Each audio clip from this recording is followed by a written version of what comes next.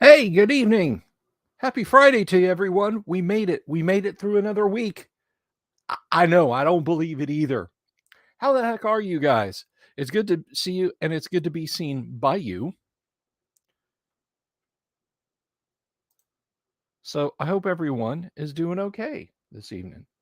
I'm doing really all right. As all right as I can be anyway. So, so welcome to the show. Whether you're a longtime fan or you're just stopping by, welcome. Welcome to the little thing that we do. Tonight, if you read the description, you will know we are playing first edition Gamma World. That's right, a Let's Play live session of first edition Gamma World. This is an ongoing thing that we do on Friday evenings. I've got a group of players eager to get mutated and irradiated and nuked and disintegrated and all the other aids out there that they can. So we'll see if we can't facilitate their gaming desires. Yes, Mar, 8 Mobius, 8 quick save F5. 8 Mobius says, can hear that opening theme song all through the house, and you know it's time. Well, you know what? That is some absolutely beautiful music made by my friends over at Bards of Greyhawk. Check them out on YouTube. We had them on a while back. It was a while back. We had them on with Alan Hammock. We had the world debut of their video Gallop Dreidel, which is, of course, a character in the great Ghost Tower of Inverness module written by Alan Hammock. And we held court. Well, they held court. I was just the facilitator and talked about all sorts of D&D-ish things. Is it similar to Goodman's Mutant Crawl Classics? Asks John David. And I think you're asking if Gamma World. I think thematically they're the same. Mechanically, they are different. But if you like that vibe of weird science gone completely haywire in a world you never made, and you want to give Mutant Crawl Classics a spin, I believe you can get the kind of the same tone out of it. But I would leave that up to other folks to determine exactly how close the two are. You like the new video effects? Thank you. Thank you very much. Yeah, I just kind of tinkered around with a few things. This is what you get for the intermediate package on StreamYard. It's a little better than the freebie. I've got the you know, and plus I did go in and adjust some things. I did go in and adjust some things a little bit because I like the red on white. It's got that this is an emergency broadcast effect to it, which I enjoy for some screwed up reason. But thank you, John David. Yes, Mar says better. I don't know if you're referring to Mutant Crawl Classics being better or 1E Gamma World being better. But anyway. And by the way, I am just drinking water tonight. This is not a mug full of gin or vodka over ice or Everclear. I just no. I went down to the market the other day. They're called Publix down where I am. They're fantastic, by the way. If you're anywhere in the southeastern United States, really all the way up into the Carolinas now, maybe even beyond, Publix is where it's at. Their deli is fantastic. And I'm not getting paid. I'm not shilling Publix.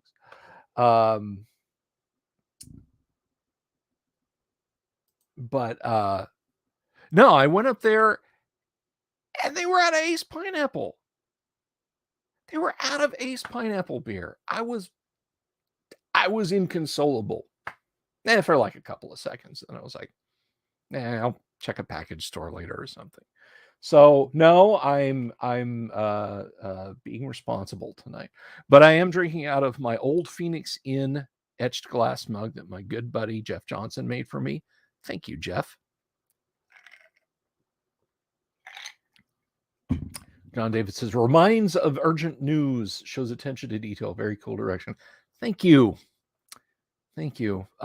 Maybe I should get like the old school. What do you think? What do you think? You seem to be hooked onto this. What do you think? Should I have like the old school, like the David Brinkley or whatever, teletype noise in the background as I'm going on? I'll let you guys decide on that one. But anyhow, if you're old enough to remember such things, that was always the big thing on CBS and NBC News both. When the news would come in, you would hear this chick chick chick chick chick chick chick, and it sounded like a teletype, which was kind of teletype. Well, teletype covers like a big, huge range of input output devices for computers and telecommunications back in the day.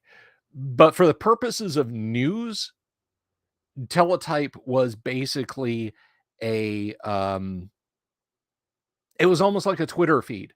Like you'd hear the teletype start to chatter and you'd go over and you'd start looking, and maybe you might take there'd be a big red crayon or grease pencil or something, and if you'd circle like Iran attacks U.S. embassy, inflation now over 6%. You'd circle those, and they'd come off the machine, and you'd tear it, and you'd take it over to a news desk, and you'd lay it down. But of course, there was a juncture at which they just didn't do that. But the mindset of America and pop culture was that all the news wire, the news was coming in immediately. So they'd hit you with that sound when you'd sit down and you'd watch the CBS Evening News with Walter Cronkite and Harry Reasoner, or David Brinkley over on NBC, and they'd have the earphone with the little coiled phone wire on it, looking very much in the moment. But it was largely all set dressing. They had their stuff they read, and it was on a teleprompter, and it was very, very quiet. And that's the way it was. So there's a little bit of history for you there. I am full of knowledge like that. Country has Kroger's, Publix, Albertsons, and Royal. About all the same. I like the ones that are open at 3 a.m. Let me tell you what. I came from a very small town in Gadsden, Alabama. I talked a little bit about growing up in Gadsden back just a few days before Christmas, which if you want to see that, the video is called A Fairy Tale of Gadsden. It was called Ace Pineapple is the name of the pineapple beer. But anyway, John, so Gadsden had two things. Well, it had many things, but the two industries that it had going in it were the largest Goodyear tire and rubber factory in the world at that time in the 1970s. It is now mostly shut down. It's just a distribution. They get their tires from India and China and then ship them all over the United States. And it's now just a distribution hub going to Atlanta, Knoxville, and places up in the Northeast. But, and there's also a steel mill, a U.S. steel mill. So just there are two businesses in town of about 40,000 people. 9 o'clock at night, 9:30, 9:40 on a Friday, that town shut down, unless you were going to the juke joints on Megan Boulevard or coming home from a late movie or something over at the Gadsden Mall and Rainbow Drive. Just, that was it. So when we moved to Florida in 1980, we moved to Orlando in the summer. And to 10-year-old me, Orlando seemed like such a huge place.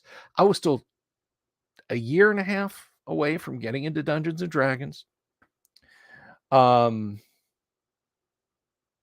yes, you heard that right.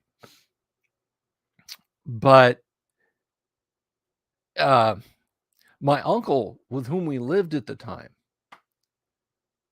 we'd be sitting around, and MJ was an interesting cat. He was kind of like, you ever seen King of the Hill? And I know a lot of you have. He was a lot like Buck Strickland. But if you remember, Bobby, you know, 10, 11-year-old Bobby thought he was pretty cool. So it was with me. But, we'd be sitting around this tiny little house that we lived in with him at the time.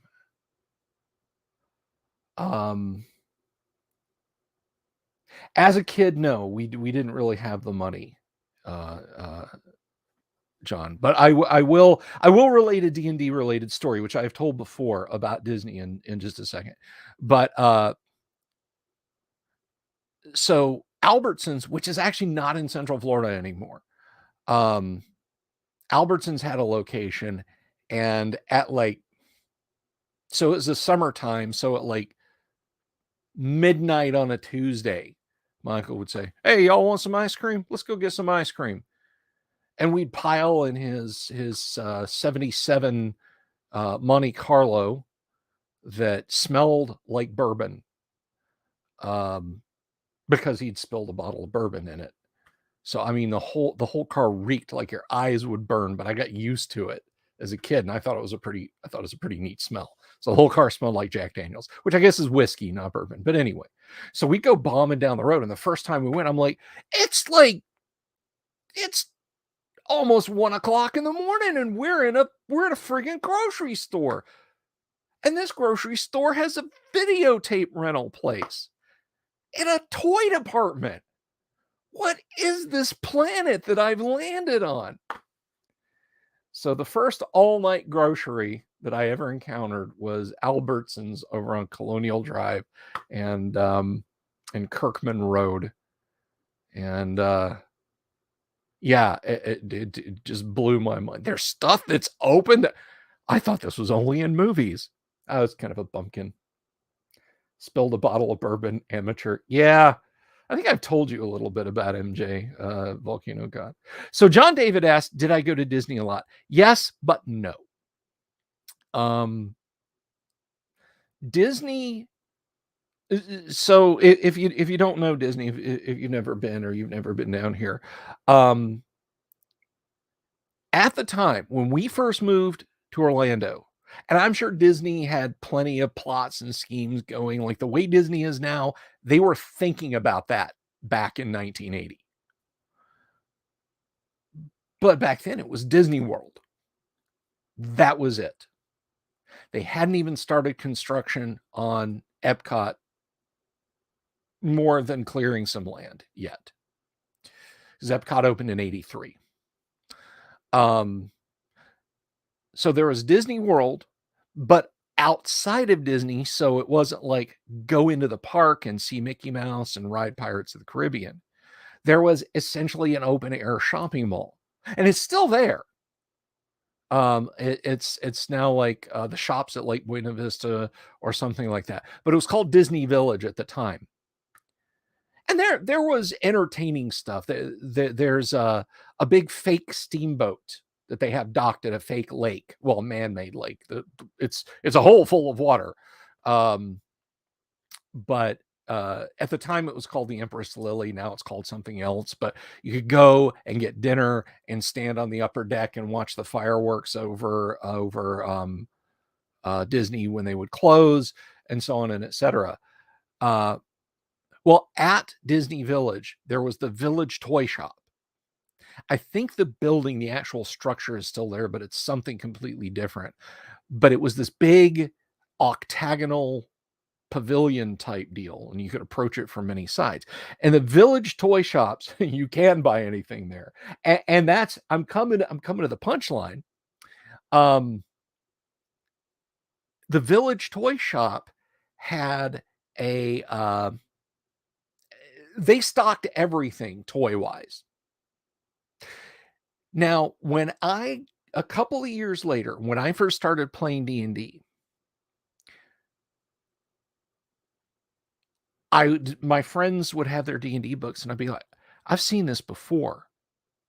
And I know that I'd seen it in a toy store in the Gadsden Mall before we left Gadsden, but I also would swear up and down that I saw it at Disney, but that didn't seem to make any sense. Dungeons and Dragons, with its, let's be completely honest, checkered reputation in the media, at Disney, would that really be a thing? But I was convinced that I had seen the magenta Tom Moldvay box and the turquoise Dave Cook and Tom Moldvay box sets for sale in Disney World. But I was like, maybe I'm just making a false memory or something. A few years ago on Facebook, it's like it nagged me, and I asked Gary himself. I said, "Look, did you guys have a deal to sell D&D at Disney? Because that would seem to be an extremely lucrative thing." And he said, I don't remember. I don't, by 1980, by that point, there were lots of business stuff going on in the company that I wasn't aware of. And I kind of got the impression from our conversation that I was talking about a period of time when it comes to the business aspect of TSR. Gary was, you know, well, we all know how Gary felt about the Blooms in that period, but to set that aside for another day.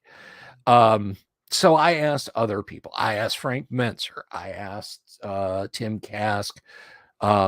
Nobody knew for sure if they sold D&D at Disney.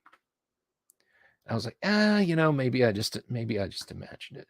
But one day, I asked in a few places, my Facebook feed, the Old School Gamers Facebook feed, a couple of D&D, and someone responded and said they absolutely did, because I distinctly remember we went to Florida and went to vacation at Disney. We stayed at the Hilton on Hotel Row, just on the other side of Lake Buena Vista Drive from, well, what was then Disney Village. And I bought the Expert D&D set. I had Basic, and I bought the Expert D&D set there. And we played some Isle of Dread, like me and my dad and my sister, I think he said, played Expert D&D. So they did at Disney, they did sell Dungeons and Dragons at a Disney park. Now, up until the late 1990s, in Tatooine Traders, which is the gift shop you come into after you go to ride Star Tours, which I guess is a little different now. I haven't been in a while. Oh,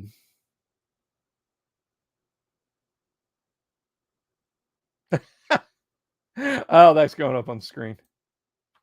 YouTube computer brain loves the word Disney. Do they love the word Disney? Guys, are you getting tired of me saying Disney? Disney, Disney, Disney, Disney, Disney, Disney, Disney. Uh, but in Tatooine Traders, which is, Star Wars was a tiny little section. They had a partnership with Lucasfilm, and it was part of the Disney Studios.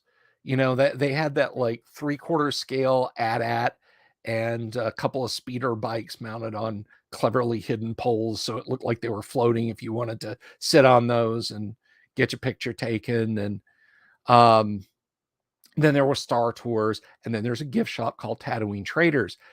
At least until the late 1990s, at Tatooine Traders, you could buy West End games, Star Wars, the role-playing game, books, and miniatures. I remember picking up a box of Star Wars miniatures going, "Oh, look, Star Wars, the role-playing game miniatures," back in the 90s. And I thought that was pretty cool. So there was a narrow period when you could get role-playing game stuff at Disney for a little while in the early 1980s, and then for a period in the 1990s. Type in Disney fight, security does nothing. Um, I don't know, man.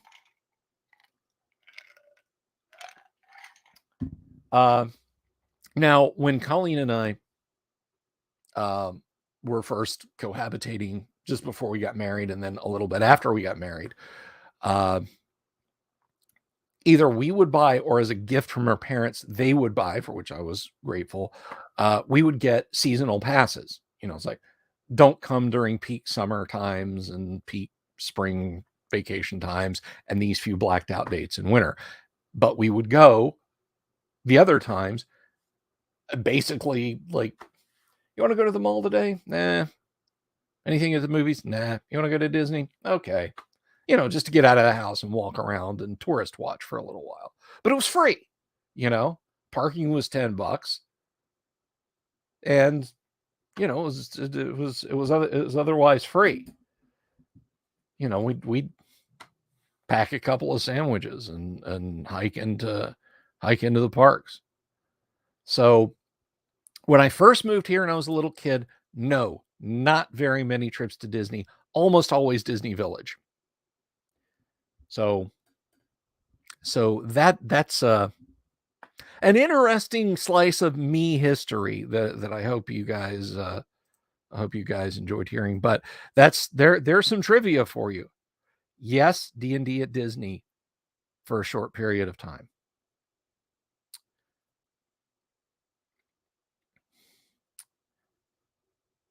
I should have stolen. Yeah, 10-year-old me trying to shoplift a A4 sized TSR box set. Explain that one to mom and dad. I'd still be grounded, and they've been dead for like years. I'd still be grounded.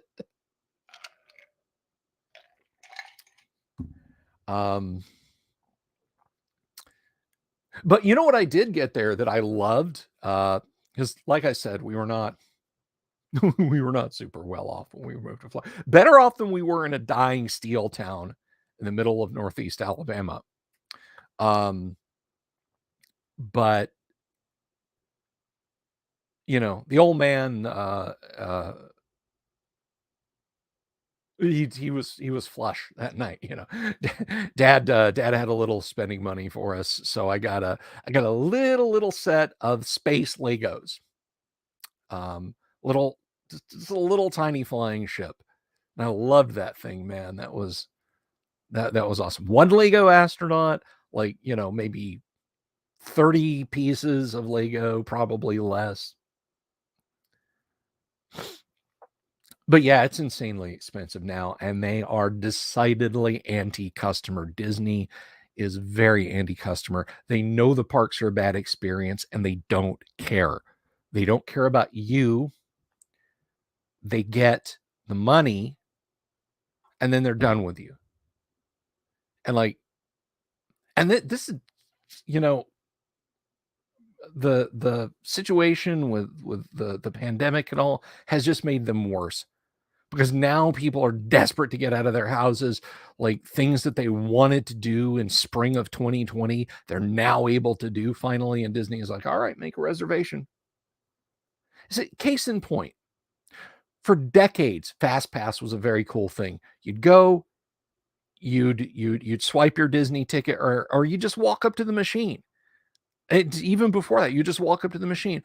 Oh, what do you want? You want to come back and do Pirates of the Caribbean at 4:15, 5:30. Most people are going to be having dinner. All right, and you just hit the thing, and it would spit out a bunch of Fast Pass tickets to you, and you'd go back and you'd write it, and then they made it where, oh, okay, swipe your ticket, and then they made it, well, swipe your ticket or flash your old Disney pass, and we'll give you one ticket for your card. So if there's 4 of you, everybody's got a Fast Pass. Now, Fast Pass is like, it's like a reservation system. It's not even a case of, Well, this will get us into a slight. It's like, no, do you have your reservations to go on Pirates of the Caribbean? Well, I have a fast pass. Well, the fast pass is digital. I'll run you. Oh, no, I'm sorry. It was for 5:15. It's 5:18. That line has moved on. Let me tell you, folks. Again, this is D&D related, so I get to kind of babble on about the weather, but it's D&D related. Um, Rob Coons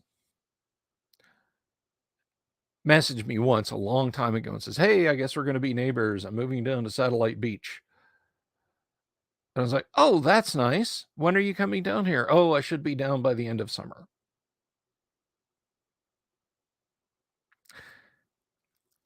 Couple things about Florida. Summer doesn't end until late November to mid-December. Rob meant he would be down here, that he was moving down in late August, early September. It is hellishly hot. And I know people from Arizona who've come to Florida and they're like, it's 90 degrees back home. It's 89 here, but I'm dying. And it's the humidity. It really is the humidity. So yeah, Rob moved down here in late August, lasted 1 month, and went right back to Wisconsin. So yeah, it was not quite his tempo. Yeah, it can be brutal. It can be brutal in the summer down here. This is a town. This is a town. This is a state where air conditioning is not an option. It is a must. I mean, I will straight face tell you, when I talk about the environmental controls in our cars, they are a life support system. When the kids were babies and the AC started screwing up in my car, I like, you know, I was just like, no, I had to beg, borrow, and steal to get the money to get the AC working in my little red Honda again. Because there is no, I got to drive the kids across town to the doctor because they're not feeling well in 95-degree weather with no air conditioning, not in this state. So, but right now it's fantastic. We're going out selling Girl Scout cookies tomorrow. And yeah, it's low of 64, high of 82 tomorrow. See, from now until the end of May, beginning of June, things will be wonderful. God help you if you have leather seats and are wearing shorts. Absolutely. Then you hope to accidentally spill your drink on yourself. I had to be conscientious about time. You got about half an hour before Gamma World starts. So just wanted to let you guys know. So if you're here to watch Gamma World and you're like, why is this dude just talking about weather?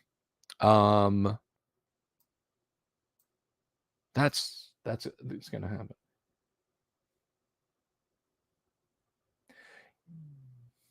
Yeah. So John David, a Honda with no AC in San Diego. See, my San Diego peeps, I have friends from San Diego who come to Florida and they're like, yep, I know just what this is about. I know just what this is about. So, they get down here. My boss for many years when I worked for an IT company was from San Diego. And when it would start like peaking up into the upper 80s in early summer and late spring, he was like, "Ooh, yeah, man, it's warm." And we're like, "Sean, buddy, one summer," and he knew what hot was. And he and his wife bought a house with a pool. They bought a house with a pool. Most are here for the Bill stories. Well, thank you. But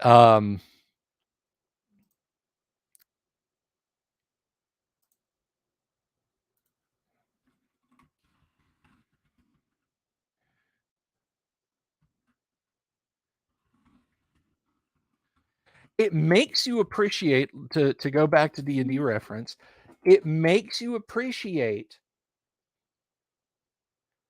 weather when you're doing weather in New World and you say like it's warm, it's hot, it's cold. It really makes you appreciate exactly what weather in certain climes can do. And it's why if you're building a campaign, like if you're playing a one-off and you're like it's snowing when you enter the dungeon, or even if it's 2 or 3 sessions, that's fine. Don't deny your players. Don't deny your players by not doing by not having weather in your games, or just like it's night, it's day. It's raining, it's not raining, it's hot, it's cold. The weather in the world of Greyhawk Generator, even if you don't use the Greyhawk calendar, and I know I've shared it before. If you guys want, if you want the link, let me know. Sorry, that's what I was trying to say. Mobius says it's snowing here. I get to shovel the driveway tomorrow.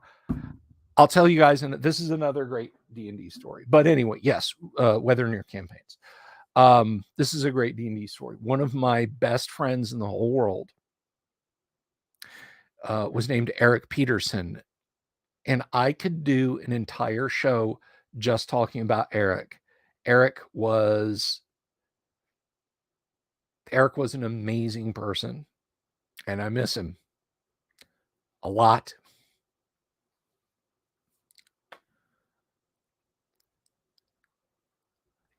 And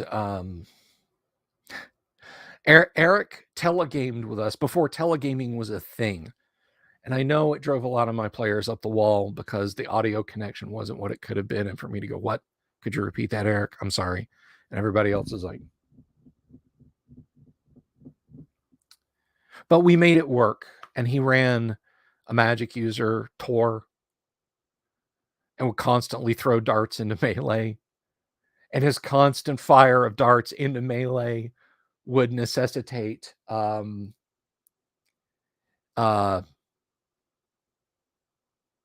players picking the darts out of their bags. Eric was from Utah. Eric's first dungeon master was Tracy Hickman.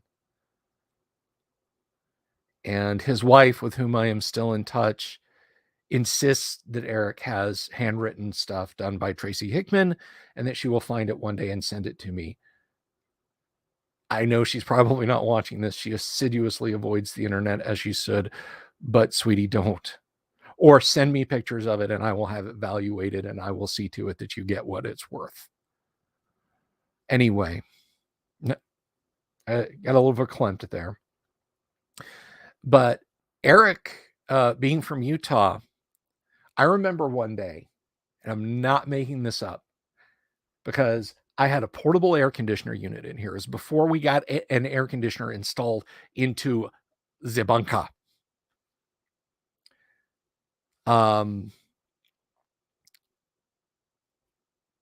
We had a portable AC unit that had a thermometer on it. And with this thing blasting, just working its heart out. And by the way, portable AC units are garbage. Get a through window. If I had gotten a through window, well, I couldn't at the time for reasons and all. That's another story. But I should have just had a through window, and it would have made this room like almost too cold to be in. But we're sitting out here, and I look over at the portable AC unit, and it says it's 100 degrees, and there's 8 of us in this room. 8 of us around a 6-foot diameter table, sweating our asses off playing D&D. And we're talking to Eric, and Eric says, just a moment. I get an email notification. I pull up the email notification. There were snowdrifts on the windward side of his house that were up to the floor that he was in, and his man cave was on the second floor. And this was in May of 2008, something, 2009 maybe. And he put the mic he was using out the window, like he cracked the window. And the howling of like the gale force blizzard winds, I mean, it was like out of a movie. Just like, well, I don't know what we'd rather be in, that or this. But yeah, that was May. As we're out here dying. We're like losing water weight. Like, guys are chugging like sodas and beer and stuff, and I'm like, we may have to switch to Pedialyte or Gatorade. And yeah, no, it was literally, it was Skyrim where he was at. Oh, it was crazy. It was crazy. Thinking on it, I don't think it was that long. I think it's probably 2012 or so, but I can't quite remember. I do remember the last time I talked to Eric. He he had been out of the gaming for a while because he'd been so sick, and I called him. I finally got a hold of him, and he sent me some pretty gross pictures of the surgery they'd had to do to remove a couple of clots from his brain. And he said, I told the doctor, I said, couldn't you guys have done this last week? That was when I got my driver's license renewed. I would have loved to have had this, because he, big yellow green hemoglobin spill and a zipper up the side. He looked like something Tom Savini had designed. And I told him, I said, I was sitting in the Publix parking lot, and I told him, I was going to start playing D&D again, and the tech had gotten moderately better in the time that he had been gone. And did he want to come back, like, for a Friday night game? And he said, absolutely, I would love to. I'm looking forward to it. And we talked about characters and such. And I said, I'm glad you're going to play again. I'm glad you're going to play again, because it's a whole lot of fun to have you at the table virtually. And I'll come out and I'll see you real soon. And I meant it. And he said to me, well, I'm glad to be there. I like being there. You're my best friend. You're my best friend in the world.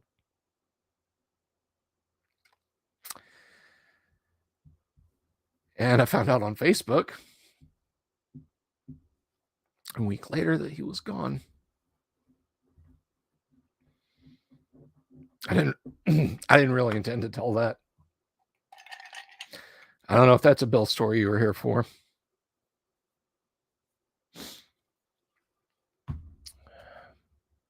Again, a private message. Who's private messaging me here?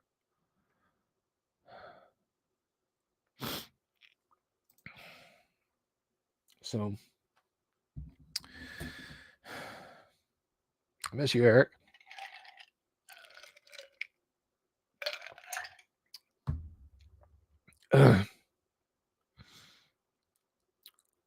Well, you know what?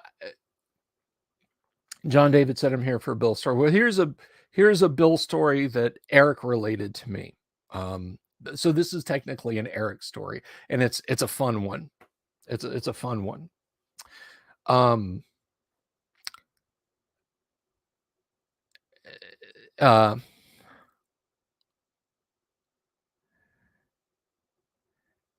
Eric,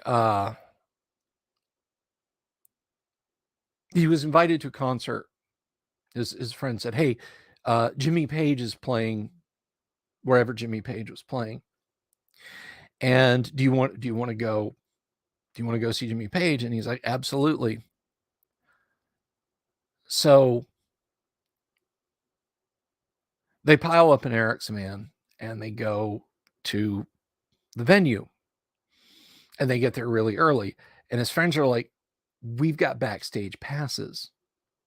Or one of them had a backstage pass and was like, I'm going to go backstage. And so basically what it was is they had finagled their way backstage, except for Eric, who could not finagle his way backstage, and a couple of other people who could not finagle their way backstage. So thinking fast, Eric grabs a computer part out of a box in his van. This is an old ISA video card. Walks straight up to the security guy and says, if this doesn't get installed in the sound booth, there's not going to be a concert tonight. Just very brash, very authoritarian. And the guy's like, he just bowls the guy over. And they get backstage. Well, they get back there, but the guy calls the security guard, calls somebody over, and explains the situation. So he's like, oh, okay, all right, well, come with me. And so now shit's gotten real. So they're maneuvering around. And long story short, they wind up standing next to Jimmy Page, who's talking to some people. The guy leans over and says something to him. And he turns around, looks at Eric, and says, "You what, mate?" And immediately knows that it's a scam and is just like completely amused with the thing. It's like, all right. So they end up chatting with Jimmy Page for a little while. He's like, you shits. I can't believe you guys. All right. You can sit over there during the show and just don't cause any trouble or I will have you thrown the fuck out of here. So they basically ended up sitting to the side of the stage, out of sight, but next to one of Page's Marshall stacks at the concert. I love that story. I absolutely love that story. And from anybody else, I wouldn't believe it. From anybody else, I wouldn't have believed it. But Eric was he was, to quote the late great Hunter S. Thompson, one of God's own prototypes, a mutant too weird to even be considered for mass production. That was Eric in a nutshell. I loved the man to pieces. He wrote MechWarrior 2, by the way. If you've ever played MechWarrior 2, not the current, not MechWarrior Online, not MechWarrior the role-playing game, but the polygonal shooter. Eric's background was in flight sims. And I remember he told me, he said, I was actually in Florida in 1992 because I had flown to Florida because somebody told me, hey, you can make a lot of money playing music on cruise ships. So I was in Miami and I was gonna go apply for a job on a cruise ship and play saxophone and make some scratch. And I was standing there looking through the newspaper, and the company Activision, that I only knew from like Atari games, had an ad in a copy of the Los Angeles Times that I had with me, still had with me. And it said, programmers wanted, simulator experience required. Call this number. And so he called and basically did a job interview from a phone booth in the airport in Miami, and then flew back to California and immediately started his job at Activision working on MechWarrior 2. And he told me all about the hell that was the development of that game, which are some other fun Eric stories, which I will relate to you guys sometime.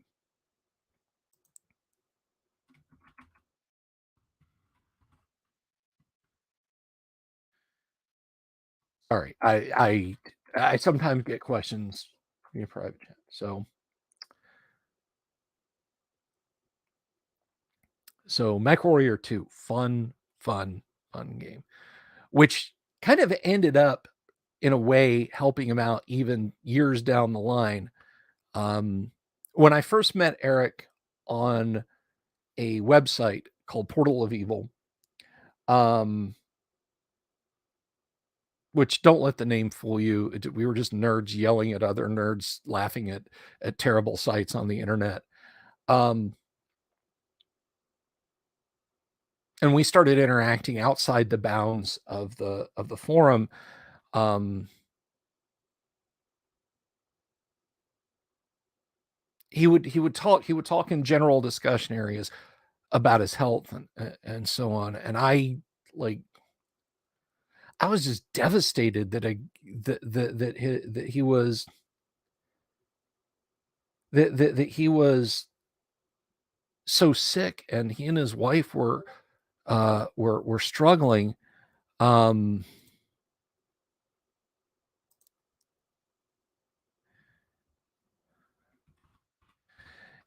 and um, I just got this. What now? This is 2005, right? This is before GoFundMe. This is before PayPal. Actually, no, PayPal was a thing then, but you had to sell something on PayPal. You couldn't just friend somebody some money. You had to sell them. But this was before GoFundMe. This is before crowdfunding or anything. And I just said, dude, I know a lot of people in the BattleTech tabletop community who loved MechWarrior 2. You've got this little terrain generator program, which I still have a copy of. It doesn't run on modern machines, unfortunately. I would share some of its output with you guys. I said, you've still got this terrain generator program. Why don't why don't you like send me a copy of it? And on the back of my website, I'll put up a donations page, and it can help you and Jackie out while you wait for disability. And I heard back from him about a week later. He's like, I hemmed and hawed, and I thought, no, you shouldn't. I was going to say no. And then Jackie was like, you idiot. This guy's a fan. Let him do this for you. So I did it, and I never expected it to blow up like it did. And he told me a couple of years after that, he's like, yeah, that really, waking up one day and seeing all that money. And I never asked, and it never hit my PayPal and then to his PayPal. I just linked it. He's like, yeah, waking up and seeing all that money was really helpful. And then the next thing I know, because somebody knew somebody who knew somebody, it was mentioned, a little tiny mention, but in PC Gamer. There was a little, like, just quick bylines, just heavy metal heartstrings. MechWarrior 2 designer and programmer Eric Peterson, uh, health is failing and blah, blah, blah, with a URL to my website, which at the time was hosted on the back of my Roadrunner account. So uh, it was cfl.rr.com/tilde user/the dungeon delver, right? And then it was /help Eric or something like that, or charity.html. And you could download a copy of Planet E, which was the name of his program, and then donate whatever you thought was necessary. I had a few people like send me hate mail, like, I know somebody who's actually got hematoma and this is a sick joke. And I'm like, I I swear to God, what do you want me to do? You want me to send you like the pictures he's shown me of his abdomen where they cut open and done surgery? Like, I, but all in all, it was a fun time. Now, one of the things, and I think he kicked the bucket just to get out of having to do this because I nattered him.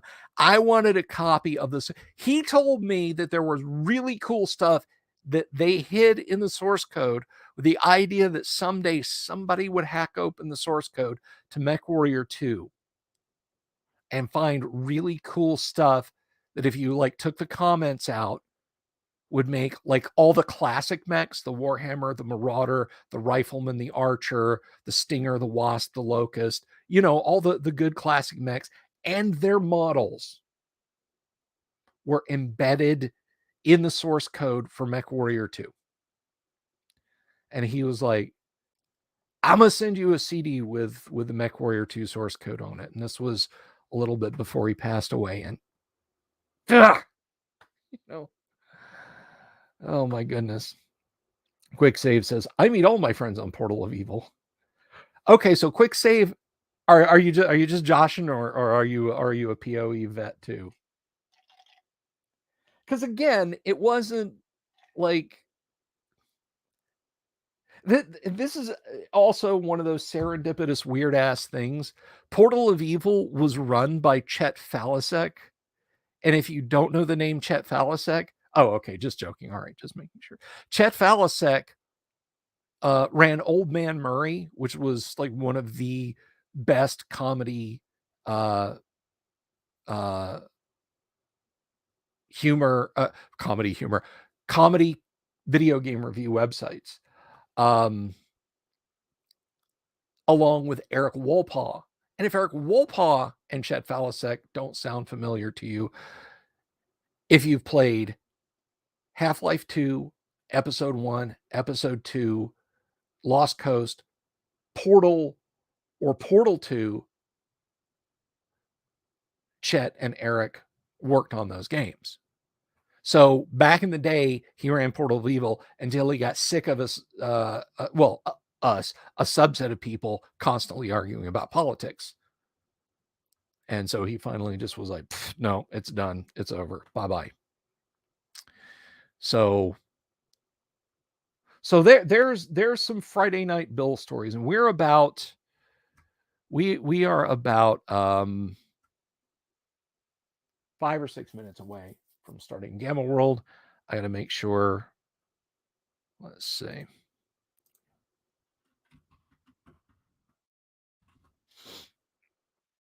Got to make sure the crowd is all going to be in the hizzy.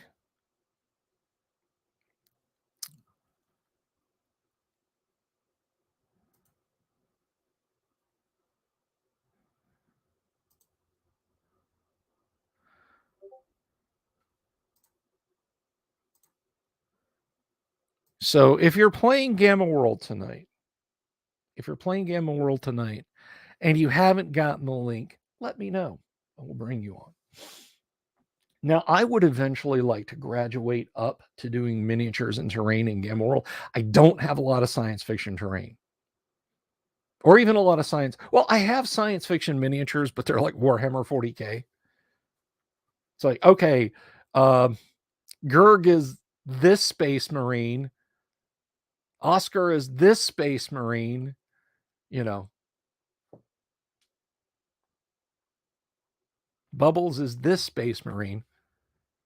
And the androids are all the Tau miniatures.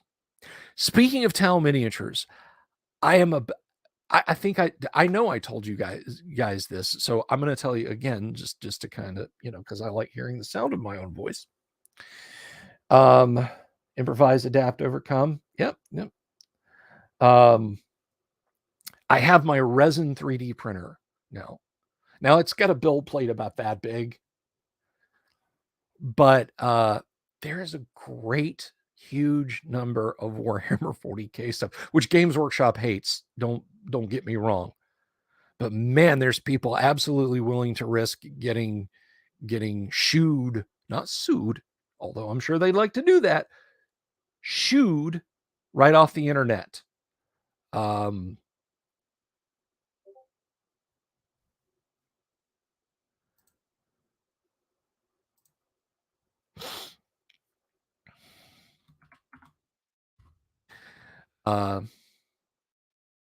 Theater of the Mind has been awesome. Thank you, Dave. I have been trying to kind of get that across, focusing in all of my The Day After and Fallout and Twilight 2000 creativity into one laser beam, one sonic wave to get out across to you guys across the internet. But yeah, if you go out there and you know what you're fishing for, there's a whole lot of Warhammer 40K. And I actually thought about, just as a thought experiment. First of all, I would not. I don't play 40K. I've been adamant that I do not play 40K. I play Space Hulk, but Space Hulk comes with all the miniatures you need to play the game. You don't need more minis than what you get in the box to play Space Hulk. If you make more Space Marines and like, ha, I have more Space Marines, then you unbalance the game for the Space Marine player. If you're a Gene Stealer player and you're like, ha, I have more Gene Stealers, you unbalance the game for the Gene Stealers. The game perfectly balanced, just as all things should be.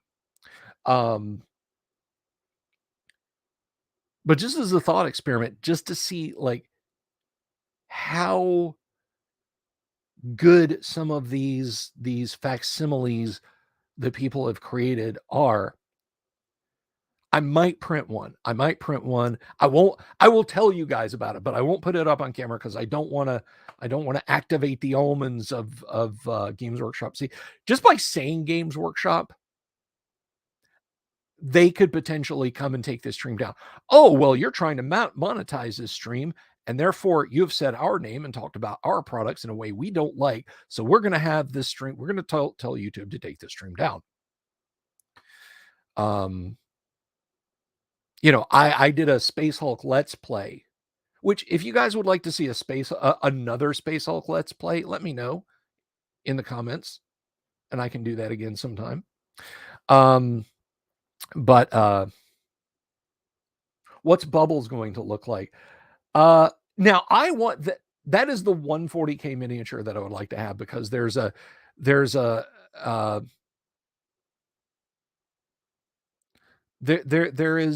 hyper intelligent space orangutan race in 40K called the Jokero. And they're pretty cool because they just look like little orangutans, except they've got some tech bits, like maybe a VR goggles, or one of them's got a gauntlet. They look completely out of sync with every other 40K thing, even more so than the Tau. And they are the most enigmatic thing in the entire 40K universe. Chaos doesn't bother them. Tyranids don't bother them. Orcs don't bother them.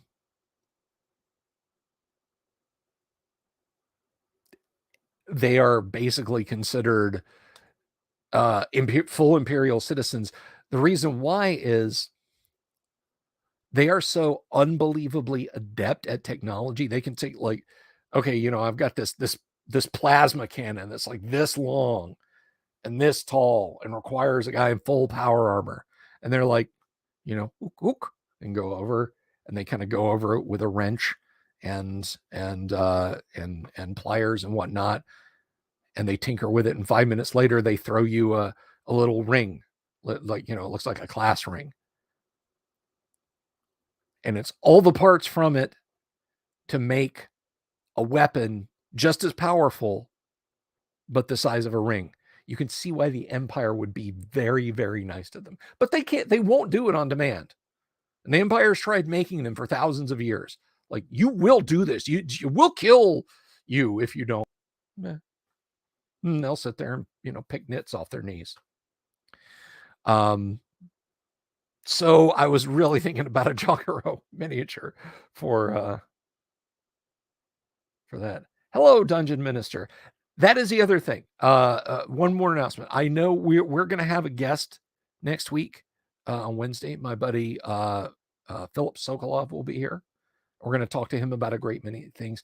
But also, the Dungeon Minister will be here next week on, I think we said Thursday. Did we say Thursday or Wednesday? I think I said Thursday. But Dungeon Minister will be here on Thursday, and we're going to talk about demons, devils, and redemption in your D&D game. I couldn't think of a better mind to have. And by the way, if you're not subscribed to his channel on YouTube, go subscribe to his channel on YouTube. Thursday. Okay, I thought it was Thursday. Dungeon Minister has a great channel, and you can actually watch his videos in a short amount of time, as opposed to, I got to block off 2.5 hours. Bill's really on a roll tonight. So like Thanksgiving dinner, hopefully without less, If he shows up, I'm not showing up moments.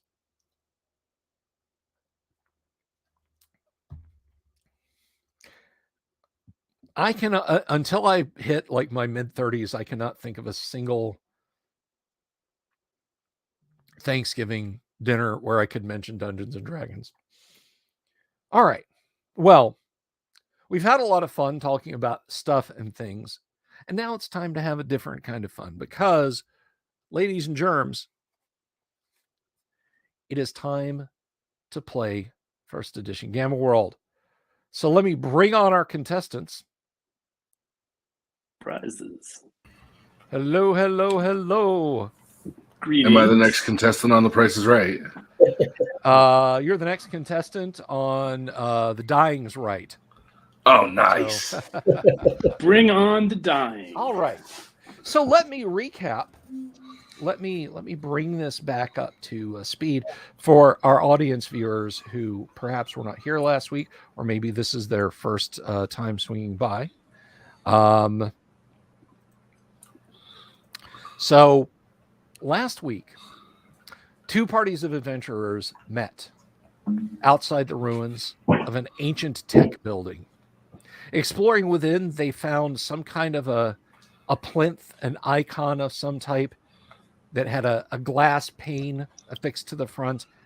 And after manipulating several tiles that were grouped together on a large tray in front of it, they made it do things.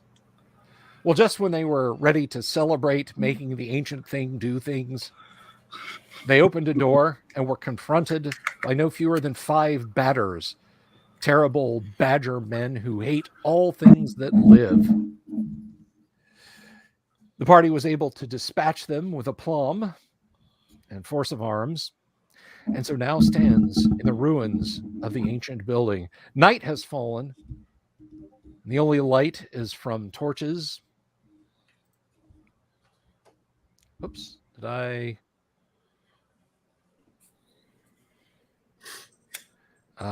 oops, let me see here.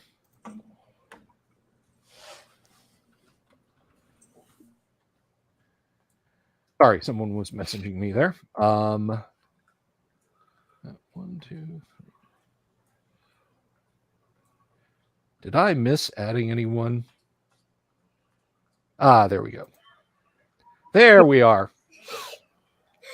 I think this is the most folks I've had on a stream. So if I misclicked on you, I apologize.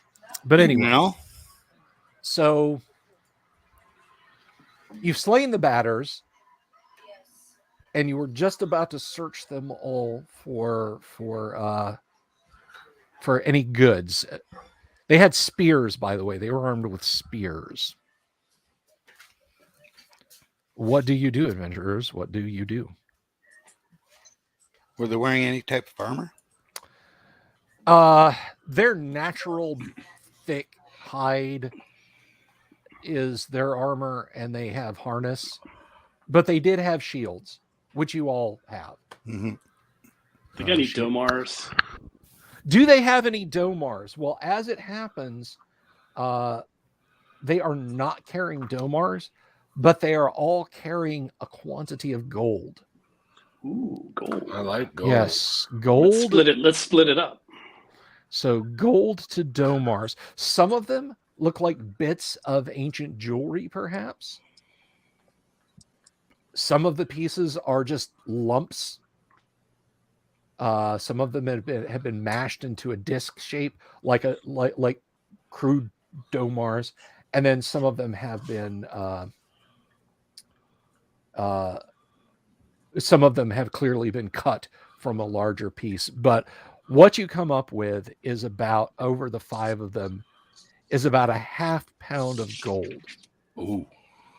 Can I have that in real life? No, well, Dungeon Master gets it first, and then I share. Are there any bracelets or anything that Gerd could wear as like a choker type deal or something? Yeah, they've got some tribal affectations, some rawhide bits if you want to scavenge some of that. Yeah. He's not so interested in the gold. He just wants something to wear. Okay. Bubbles is interested in anything shiny.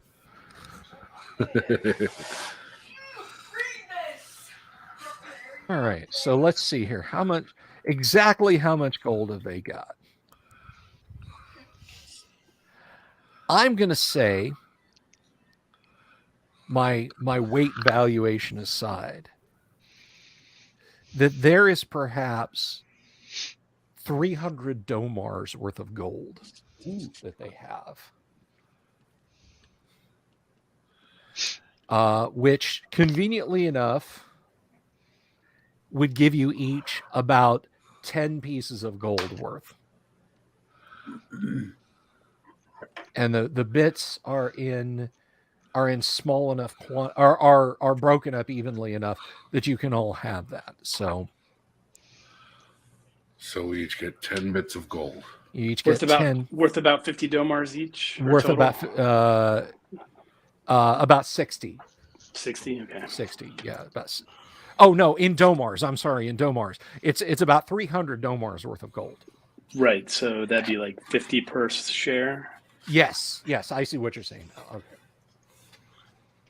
Nice. Me and the math good. Math, excellent. So, they got anything else that looks interesting? They got anything that looks technological of the ancients? Any maps? No. Any good like food? How do you find the taste of batter?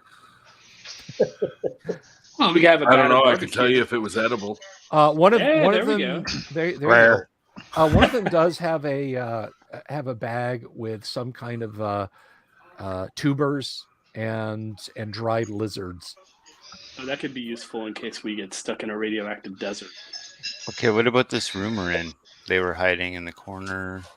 Yeah. So this room, whatever its original purpose was, it's impossible to tell because it's stripped back to the walls.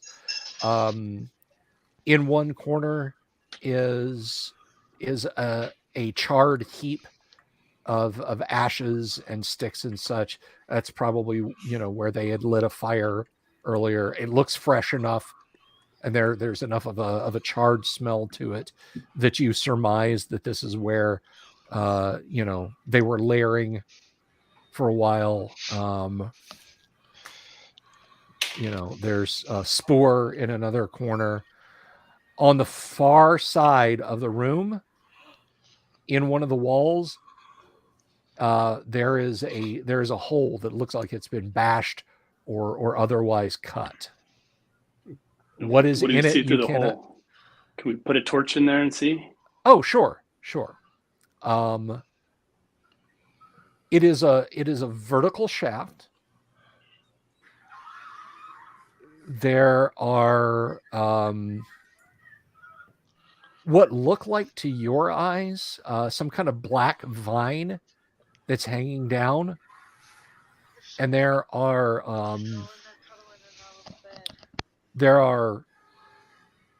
faintly gleaming, mostly rusted over metal rods that run the entire height of the track.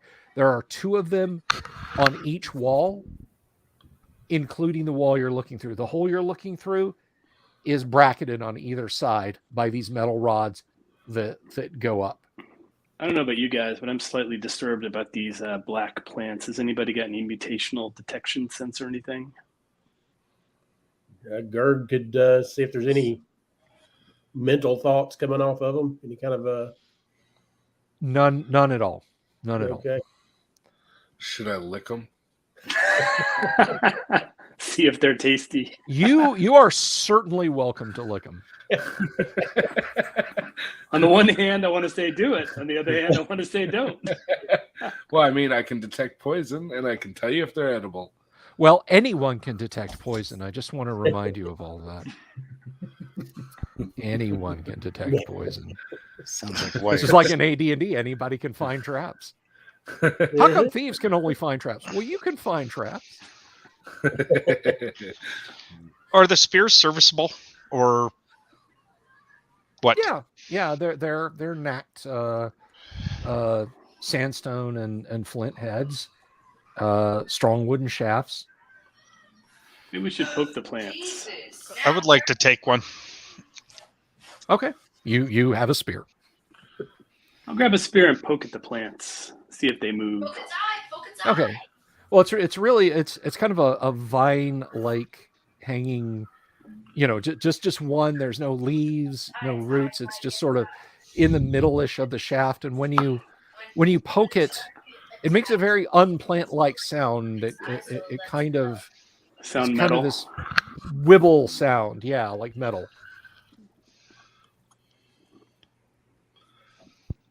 Well, should we continue exploring? There's more rooms, I think. Yeah. Why not? Tally ho. All right. So you'll have, unless you're going into the shaft, which I should point out, because you've been leaning, with your torch there, you can see that there are dully gleaming, some covered with some kind of paint in places that's very chipped off. Portals, doorways, perhaps, in various places up and down the length of the shaft, on different sides and whatnot. This could be a good way to get access to other places in this tomb of the ancients. Anybody got any rope? Do we have any rope with any of our provisions? I don't. Sure, Me you've got a coil of woven plant fiber rope. It's about as big around as two fingers, and it is. We could climb the vines. It's about 15 meters long. It's actually kind of heavy and bulky. Great. Well, we could try climbing. Bubbles, how are you about climbing? Oh, sure. I would be happy to give it a chance. Bert's So- going to see if there's anything that he could climb down besides those vines. Is there anything along the edges of the shaft that maybe he could put down? I mean, he's a raccoon, so I mean, There are protuberances. They look like long spear shafts that are fixed to the wall in places, of some dull gray metal. At least you think it's metal. Here and again, sort of irregularly. So you think you might be able to find purchase if you were trying to move down the shaft. I guess Gerg will try to reach for one of those and try to get a hold of one so he can start shimmying down. Sure. Okay. Well, how far down do you want to climb? And does Gerg? I forget. Gerg doesn't have any kind of night vision, does he? No. No, I didn't think so. Well, unless I use the light generation and flash, but that doesn't help. Yeah. It's just like pop, Yeah. and then it's done. So how far down do you wish to shimmy? The illumination from the torch is about 10 meters. Okay. Which this shaft appears to go beyond that. Okay. How far down is a set of those what appear to be doorways? You can see one that's just at the limit of the torchlight. He'll go to that. It's on the far wall, so you'll have to shimmy around, and let's you know what, let's do something here. Let's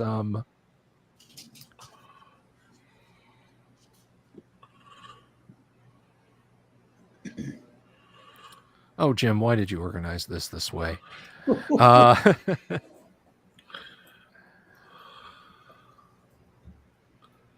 Let's see. By the way, as the show is always open to donation, anybody that wants to get me a good GM screen for Gamma World will be greatly appreciated. I mean, Uh, I've got a couple cardboard boxes. there you go. Just print them out and tape it to it. I got some crayons. This is the kind of giving that my audience and participants do that keeps me keeping the show going. It really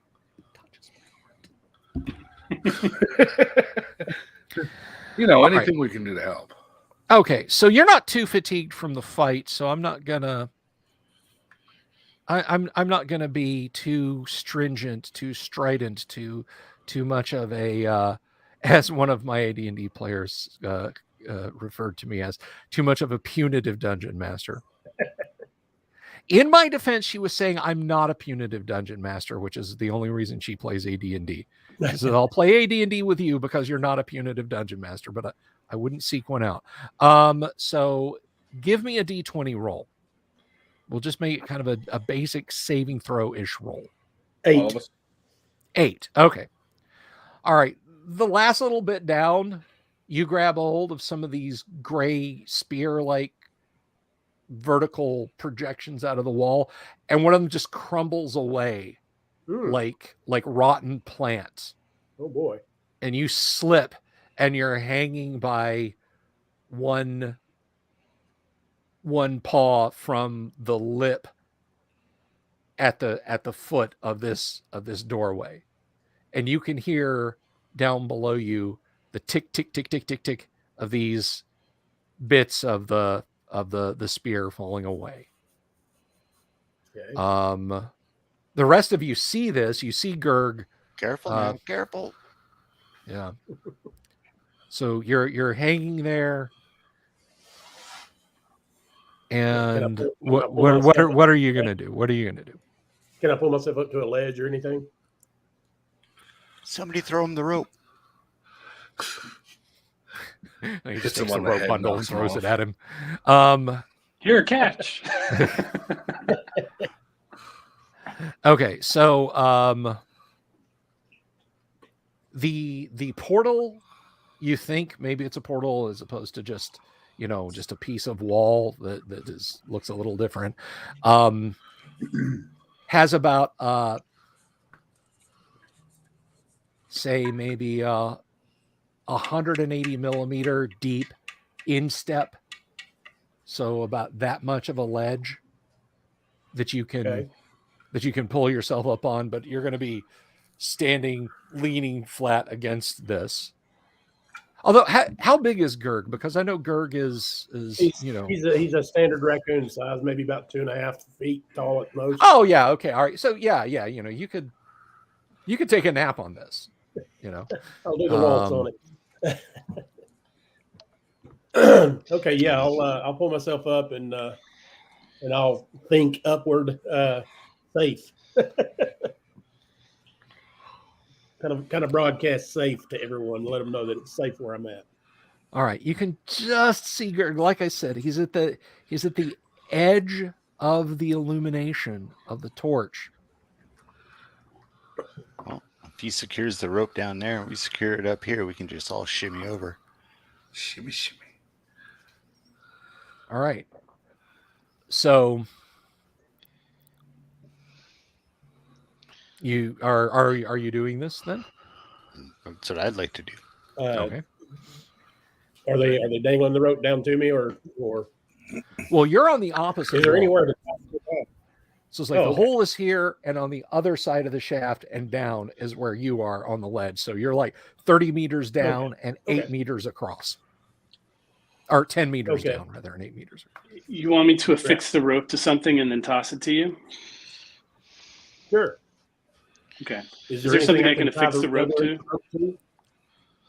I'm sorry, there was some crosstalk, but in response to the question about affixing the rope, the two rails that run up either side of the hole that's been bashed through the wall, yeah, you can tie the rope off there. Okay, I'll tie the rope off so that it's firm, make sure and test it, and then I'll toss it to Gurg, the other end. Okay. I'll try to catch it. So this is what is Gurg's strength? Let me see. It is 9. Okay. Let's see. Need the big D20 for this. Uh-oh.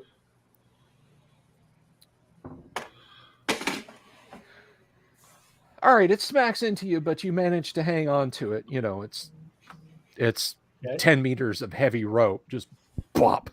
Whips him right in the eye. Yeah. But you've got it now. Lively. You've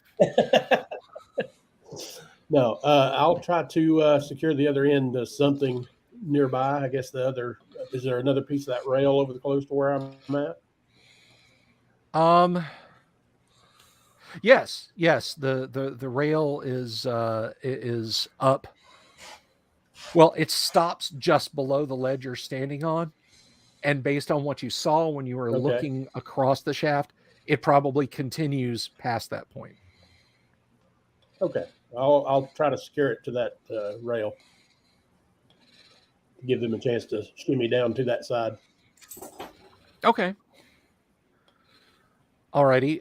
So you've got the rails underneath this door, and you've got rails that continue above this door. You see Gerg tying the rope off to the rail. Who's going first? Bubbles will try to go down there. Okay, yeah. For Bubbles, you're just like you know, foot, hand, foot, hand, foot, hand, foot, hand, foot, hand, and you make it over there. Man, he makes that look easy. Yeah, It's not difficult. something prehensile toes. All right, I'm next. All right. Give me a D20 roll. All righty. Wish I had toes like that. 18. 18. All right. Yeah, you go probably foot first, so Bubbles. What is Bubbles' strength, by the way? Okay, so that's a good question. So I rolled a 14 for the strength. However, he has the weight decrease physical mutation, which decreases strength and movements by 1/4. So do you want to say 1/4 of 14 is -3 or -4? Let's do -4. Okay, then he has a 10 strength. A 10 strength. Okay, so between the two of you, you're able to help him shimmy up, and you've got you're Bubbles and Gerg are just kind of standing there, but you're pressed back against the door. You're like, I don't think anybody else can get over there until we figure out where they're going from there. Gerg will start looking for a way to get through this doorway or whatever it is. Okay, so on this side of the doorway, there are many angular pieces of metal. Some, there are some, and you surmise that they're probably metal also, just based on the fact that every time you bump into them, they make a clanging sound. But there are some that are tightly coiled and attached via eye hooks at angles to different parts of it. Some of them look like they're supposed to move, but not all of them. Are you going to try and open the door? Well, I don't have a high enough strength, I don't believe. Maybe someone else could give it a try. Maybe if Bubbles and Gerg work together. Okay, we I can try was that. supposed to say that. Oh boy, roll a d10. Oh, Either of you. boy. All right. I got a 3. Oh, I got a 7. All right. Let's see.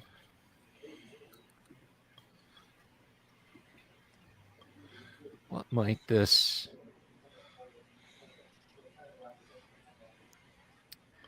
I'm going to say... Okay, a 3 and a 7. You tug on one of the springy things. You move what looks to be an S-shaped piece of metal that pulls two other pieces of metal, and the door parts about 3 centimeters in width. Like you Progress. obviously see it like move out just a little bit. So whatever you've done,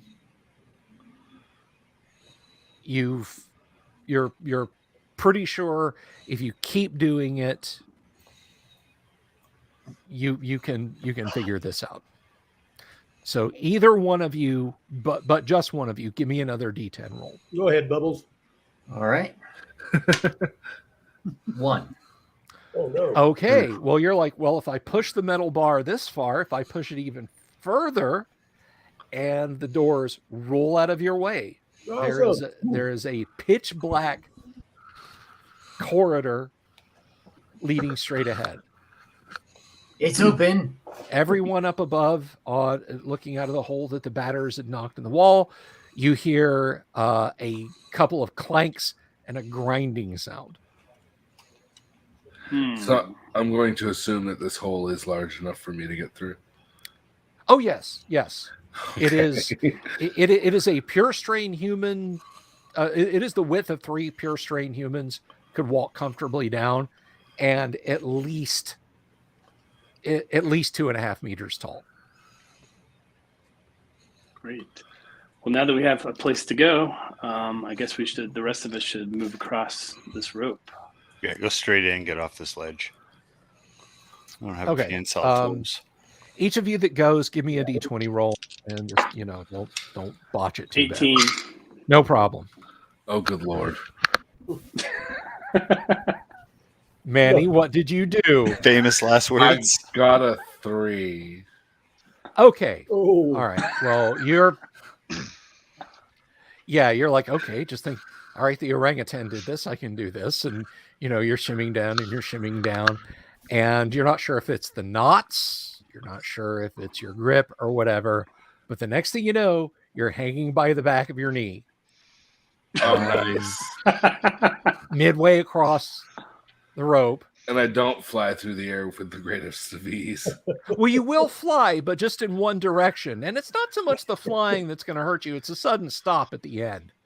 But you hear a couple of inconsequential items that were in various pouches and whatnot clattering on some distant floor well beneath you. Oh, I lost my gold. Any of us able to count how long between when they fell and when they landed? Any of us count? Well, this So I assume my only option. Ohio. Yeah, you can climb back up. Give me one more roll. I was gonna say swing out and try to grab a hold of the vines. Oh. Well, okay. What's your dexterity, sir? 15. Nice. Okay, give me a D20 roll. 6. Okay, you swing out and you let go and you're holding onto the vines. Now, they're not vines. They are some kind of woven metal rope covered Guys, they're with not vines. a thick, tarry, slick substance, and you are great. slowly sliding down. You're going down about maybe 1/3 of a meter a second. So See you guys at the bottom, I guess. Can we try to grab him on the way by? No, by the time you shimmy out there, he's going to be down like another, he's going to be down another 3 or 4 meters. Even Bubbles? Yeah, can Does- I try? I mean, I'm like 3 times bubble How size. much of the rope is still dangling there from the... that's right. You're like, okay, so I'm 9 feet tall. you're not, I forget, you're 9 feet tall. That's right. I'm going to say that with some effort, we're going to have to have a pretty good die roll for this.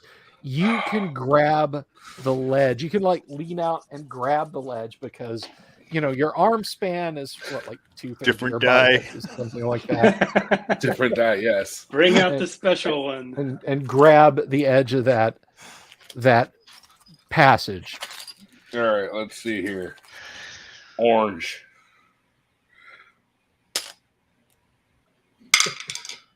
19. There we go. 19. All right. Yeah, that's good. That's solid. So yeah, you lean over and you've got there's like a metal lip around this strange portal, and you've got a firm grip on it. You can let go of the woven metal rope and pull yourself up. So, and if you guys are curious, and if our listeners are curious, Gamma World does not have a skill system.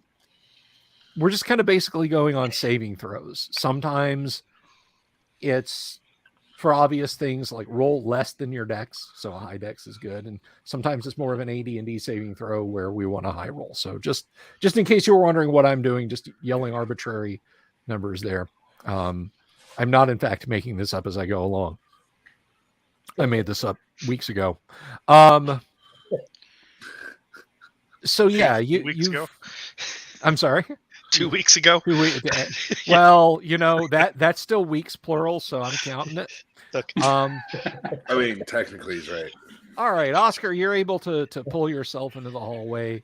Your hands, your tunic, your legs where you had them crossed around this thing, trying to keep shimmying up it or stop it from sliding down. You're basically covered with this sticky, gooey, black, greasy stuff. It's just Grease it's all of the ancient. Man, I just bought this tunic. No, you guys are in North America, not ancient Greece. Zerg's going to snip the cat leg and see if it smells any better than grease. Right? Yeah, so this is it's just viscous. I mean, you've like rendered the fat out of animals before to make useful items out of. It's like that, but it's a lot tackier and just like impregnated with dirt. I'm gonna look down the hole. Yes. Does that rope that has the I can't believe it's not oleo on it, does it like end, or does it keep going down? It goes all the way down out of sight. So it's not like free. It isn't swinging when you let go. It held my weight. Yeah, no, it's firm. It's okay. It's taut. All right. It's taut. I'm gonna try to cross as well. Okay, just throw a d20. I gotta roll 2 dice because I have 0 through 9. That's fine. Oh yeah, Old we're school. doing that for sure. 12. Yeah, no problem. All right. Is there like some sort of small pebble or something, some loose piece of metal or all screw kinds that of stuff. I want to throw something over the edge and count the seconds, see how deep that might be. Your game master, know how long this shaft is. I'm terrible at that. Like, so I could say it's 30 seconds, and you guys are like, "Oh my god, this thing goes to the center of the earth," or it's 1 second, and in my mind, I'm like, it's 9.8 meters per second, right? So 10 meters per second. That doesn't help me at all. Yeah. 10 seconds pass. Okay. Oh, Jesus. Don't fall. 10 seconds pass. If you do fall, tell us where you land. Oh. Have to judge by the splat. I'm down here. I would be listening very for the splat. badly hurt. So okay. What do we see down this corridor? Now that you're across and you have someone, I'm guessing, has a light source. Yep, we got a torch. Okay. Somebody's got a torch because we lit it last session. This hallway is only about 20 meters. Well, no, because you guys. No, it's longer than that. It's longer than that. It's maybe. Well, it goes to it goes 10 meters. It goes to the end of your vision. And I appreciate that, Manny. That just you might as well have sent something in Chinese. Really, honestly, I am math illiterate. My dad used to get mad at me when I would talk about role-playing games and stuff. He's like, well, you keep all that in your head. How come you can't do algebra? But anyway,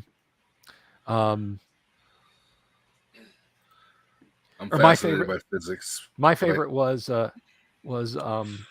you know all that computer stuff. How come you can't do? How come you're doing so poorly in math? Because the computer does all the math, Dad. I don't have to do any math.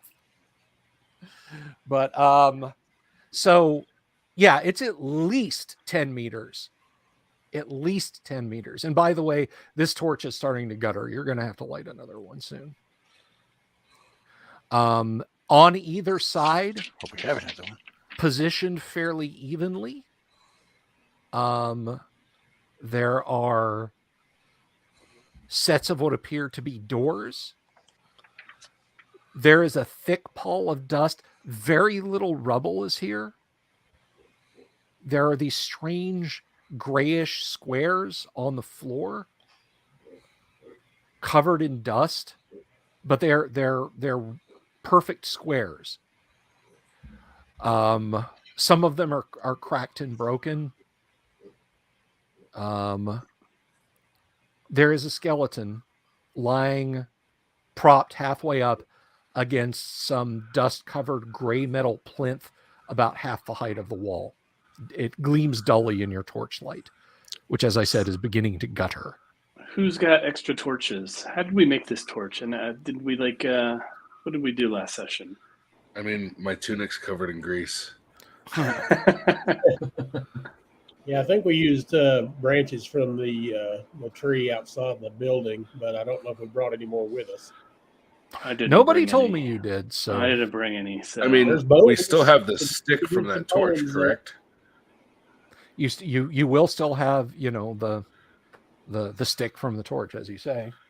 I mean, we could wrap it in my tunic, and I'll just go shirtless, show off all my mutanty muscles. Your abs, all 27 of them. You're taking points, so we can use you for cover. He's He's a 3 meters. mutant. He's 3 meters tall. He has an 18 pack. I brought the whole keg. Get real. He's a lethal mutant. Yes. More than normal numbers of abs. all right. Well, So, I'm interested in checking out that skeleton, but we need to take care of our light situation first. So Okay. How much damage does a femur do? you're gonna beat him with a femur. In your hands, that's not much more than, you know, a short stick. So, True. It depends if it's attached or not attached. So who was going to check out the skeleton? I want to check out the skeleton and see if it's got anything on it. Like another shirt. Okay. I want to see if it has anything. Like what is in possession of the skeleton, or is it just bones? Okay. It is not just bones. There are actually really intact but desiccated cloth remains on it. There is something that looks like a very thin piece of glass on a beaded, rusted beaded chain hanging around its neck. The thin piece of glass is perhaps 7 centimeters wide by 9 centimeters high. Is it clear? Does it have any color? It does have color. There are words and lines on it, and there Can I make out the letters? You can. There is an image of a pure strain human woman with blonde hair, faint smile on her face, about 2 millimeters by 2 millimeters in the upper left-hand corner. I'll take this. Okay. Stick it in my pocket. Does it have anything that looks like Smith and Wesson? No Smith and Wesson. We need more Smith and Wesson for the party members. At least we know with all the dust that batters hadn't made their way down here yet. Yeah, I wonder if this thing isn't some sort of a form of ID that might allow us to get through portals. I have no idea. Gerd checks out the metal thing it was leaning up against. The skeleton was leaning up against. Oh, the plinth. Okay, so this is a rectangle of metal. At the bottom, are a series of slits about 100 millimeters wide, 2 rows of 3 on the 3 sides. Its fourth side, it seems firmly attached to the wall. The top of it, which is actually over Gerg's head, you can see what looks like a silver basin of some kind.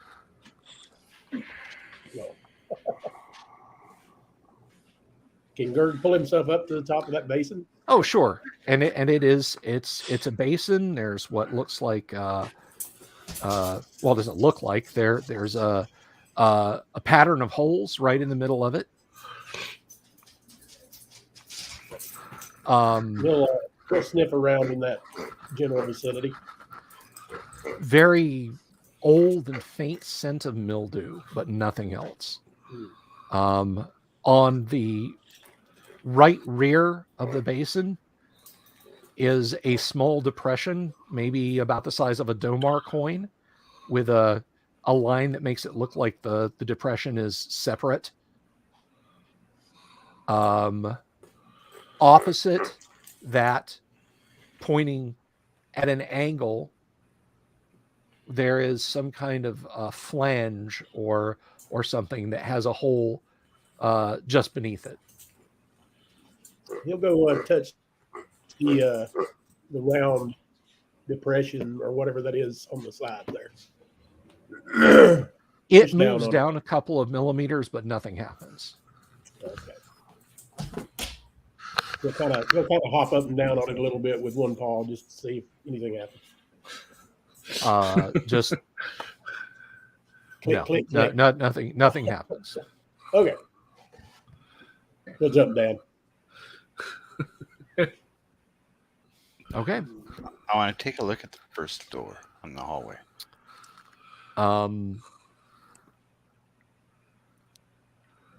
That we came there from the elevator.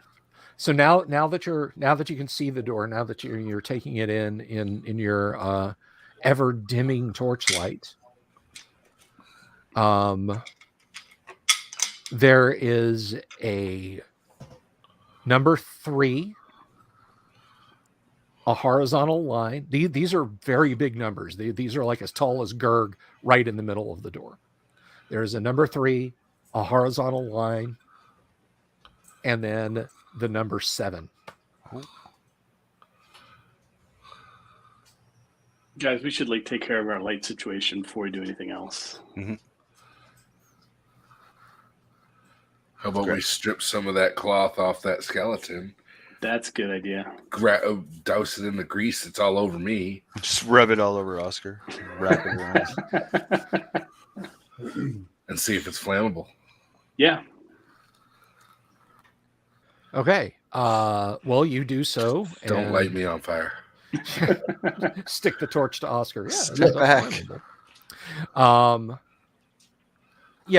mean, you dope a strip of it in whatever is gotten all over Oscar's body, and it flares right up, burns bright for a second, and then it's all burned up.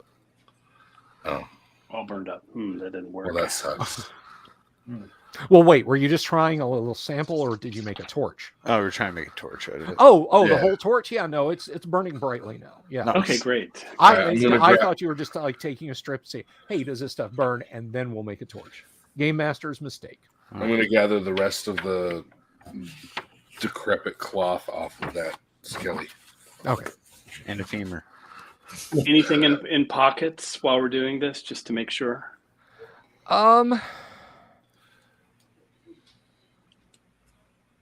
Yes, one of the pockets has a surprisingly well-preserved square-cornered or rounded-cornered, rather, rounded-cornered golden object about that long. One end of it is black, and it's very lightweight. You have no idea what it is. The opposite end of it from the black end is round. is perfectly round and has serrations in it like it's to be gripped. Oh. I have no idea what this is.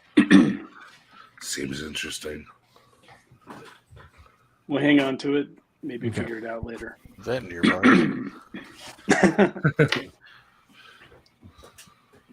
And check out the number 3 door. Number 3 door. Put the torch up to it out of Indiana Jones. Okay. Can we listen? Can we hear anything? Ooh, that's a good question. Hear the roar of a torch. No, you're all kind of making, too much noise, talking about, oh, what's this? Oh, we should do, that sort of thing to really hear any noises. Pipe down, you two. Shh. So there you got it. What will you do? Does Gerd pick up any thoughts other than the groups in the general vicinity? Nope. Is there any obvious way to manipulate this portal? Yes, there is what appears to be a spade handle of gray metal. Well, I mean, you know how a doorknob works. You've at least seen that level of tech. Something you can hold on to a door and push it and pull it open with. So there's a handle on the door on one side. I'm going to open the door. Open it, yeah. Okay. It slowly grinds open like it's sweeping aside something clattering and rattling on the floor. There are a number of benches in this room, or tables perhaps. They are close to the perimeter of the room. The middle of it is largely open. In the middle is a very tall, narrow table. And on it are 3 of the devices like the one that you saw in the entryway just before you encountered the batters are sitting on it, and they all have their backs to each other. Maybe less damaged looking than the ones we saw upstairs. They're very covered with dust, but yes, they do look less damaged looking.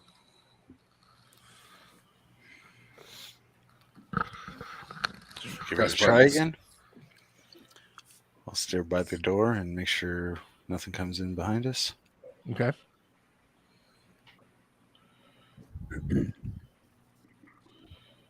Bubbles will reach out and try to start pressing buttons on one. Okay, well, Same. Bubbles, you had pressed buttons before, so you kind of have a understanding of what specific buttons do. So you have the tray full of buttons. These have symbols on all of them, letters and numbers. There is the big orange button that I think, was it Bubbles tried to taste? I don't think it was Bubbles. Okay. Well, one of you tried to taste. I think that was me. Oh, that was okay. Oscar bent down. French kissing the computer terminal. Tastes like horn.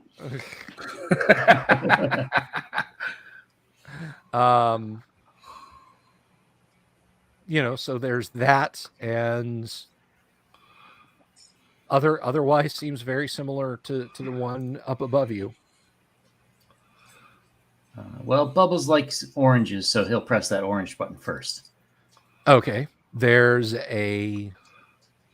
this thrum, and the hand, like when you pushed the switch, like all of the hair on the back of your paw kind of stood up for a second as this thrum sound happens.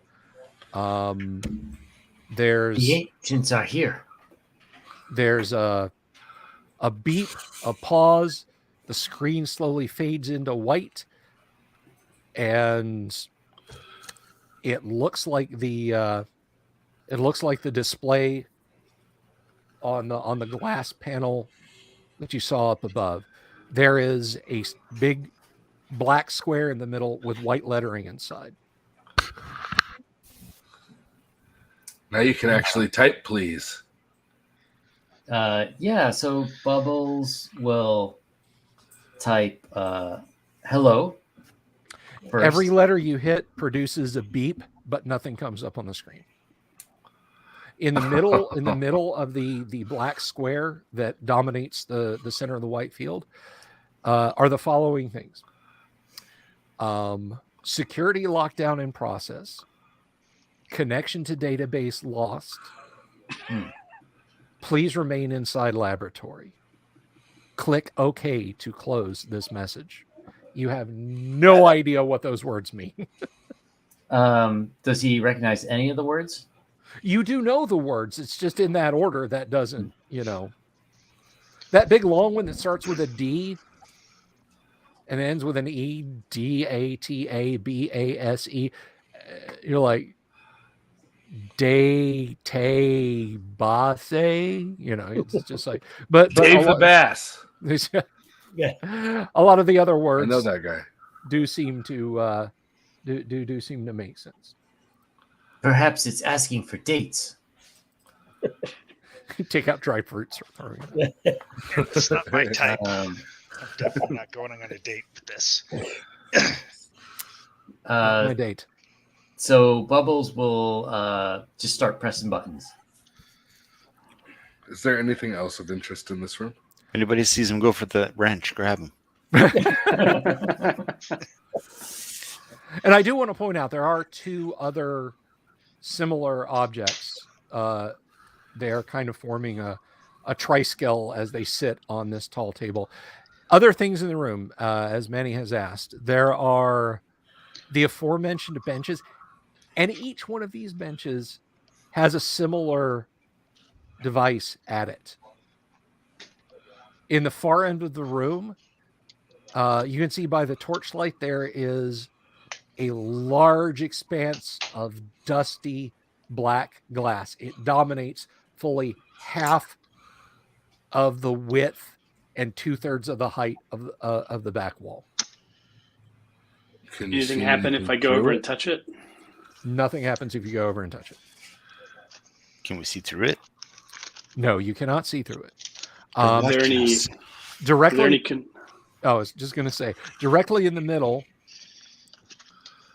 jutting out on a small ledge, are a number of buttons. Ooh, buttons.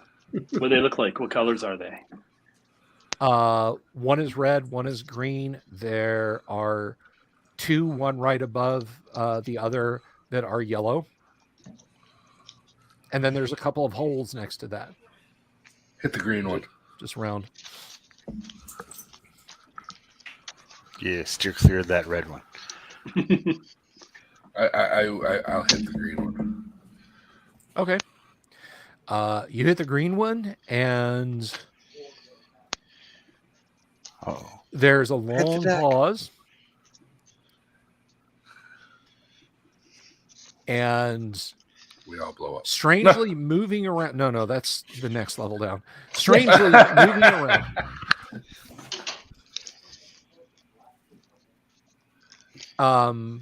Are words that, like, the phrase is as big as Gerg is. Like, if Gerg laid down these, it would be as big on this thing, because we're talking, this is like 3 meters wide and like 2 meters tall. This big expanse of glass. It's a big god. And it says no input, and it's just slowly moving. And when it reaches the upper corner, it's like it strikes a barrier and starts to move down, and then it starts to move slightly over to the left, and it's mesmerizing. You're just watching. No input. Pong level error messages, guys. What about the upper yellow button? If I press it. Okay. The entire upper yellow button. let's see, the upper yellow button. There's a faint hum seems to come from somewhere behind this thing. That's it. There's something inside it. Oh, and on screen, when you push the upper yellow button, on the great panel of glass, the opaque window, you see in the far left-hand corner a blue square, perhaps 100 millimeters high by 50 millimeters wide, appears when you do that. But it goes away after a few seconds. Does it say no input again? It still says it, yes. And there's a faint humming sound. But the lower yellow button, what happens if I push that? The blue square appears, but then immediately goes away, and the humming stops.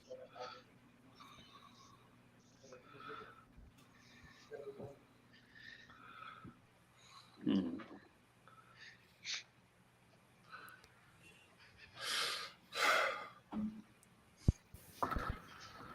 don't know. Okay, who's watching the door? That would be me. Okay.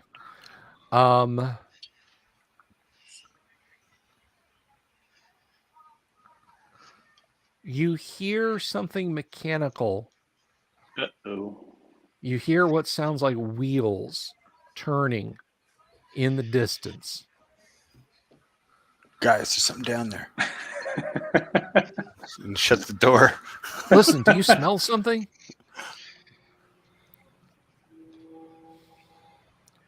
So meanwhile, back at the ranch, the Bubbles was still messing with the object of the ancients. What are you doing? I think we should shut the door. Maybe it'll just keep going by, whatever it is. Can Gerg peek outside the door? Can he just poke his head out and kind of look? Well, you sure can. Get his head cut off? Some great distance down the hallway, perhaps another 50 meters past where your light shone. He's got you can see a single bright light, and it is now moving steadily down the hall. All of you hear this,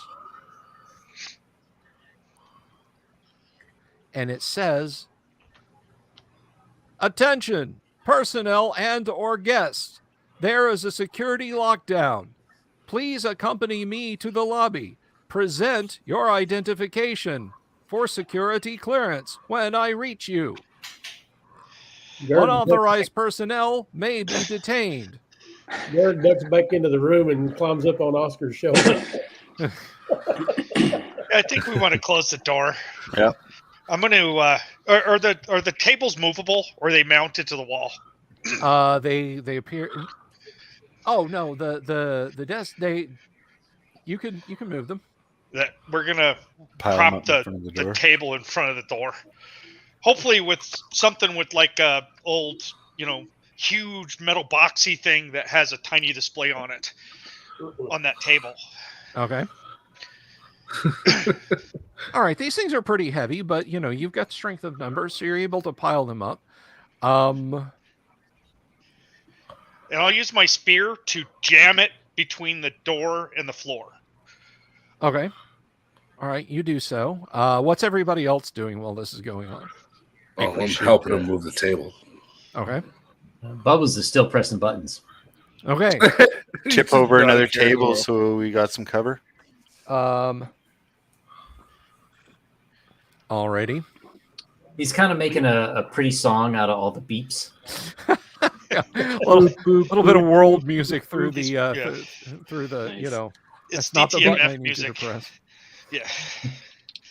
I'm going to help out moving the tables to block the door, but I am going to take a moment to take that piece of glass with the picture on it and hang it around my neck Okay. Just on the off chance that may come in useful. Alrighty. As you're all doing this, and Bubbles, all you're trying to do is make music. So let's see. Yeah, nothing changes on the screen. Just beep, beep, beep, and it's a monotone beep, so it's not like different keys. And I don't know how the rest of you guys are reacting to this, as Bubbles is,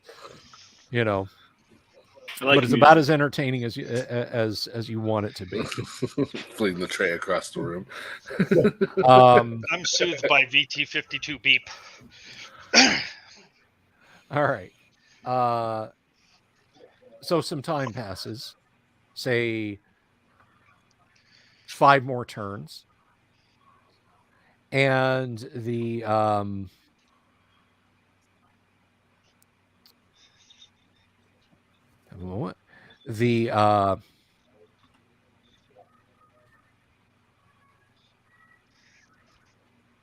there is a voice outside the door, and the voice says,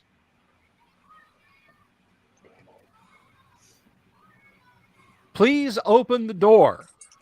It appears to be jammed. All authorized personnel, please have your identification ready. Please open the door. It appears to be jammed." There is a thudding sound, and your desk, you've got pushed up against it, and the end of your spear thrum. It repeats this a few times, and then after a moment says, "I must conclude that you have become incapacitated and are trapped within.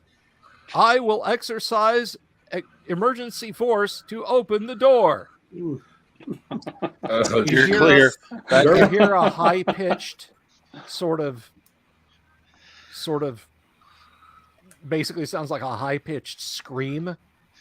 And the upper left-hand corner of the door, there is a shower of sparks. Okay. That I'm going to yell, "Ouch, my hand!" It stops for a second. We're not trapped. Open the door, please. We're having lunch. Union mandated lunch break? Voice stress analysis indicates you are lying. Please open the door.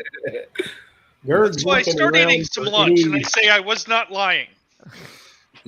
It continues to solve. Gerd's looking around for any kind of other exit out of this room, any vents or anything like that. Yeah, sure. Take the vents where the fat guy can't get through. You see up on the ceiling, which now that you look at it, appears to be a neatly arranged grid of those square objects that were lying in places on the floor. There are occasionally these grills, these arrangements, grid patterns in the ceiling, occasionally in the place of there's just 4 of those, but the rest of it are the white tiles.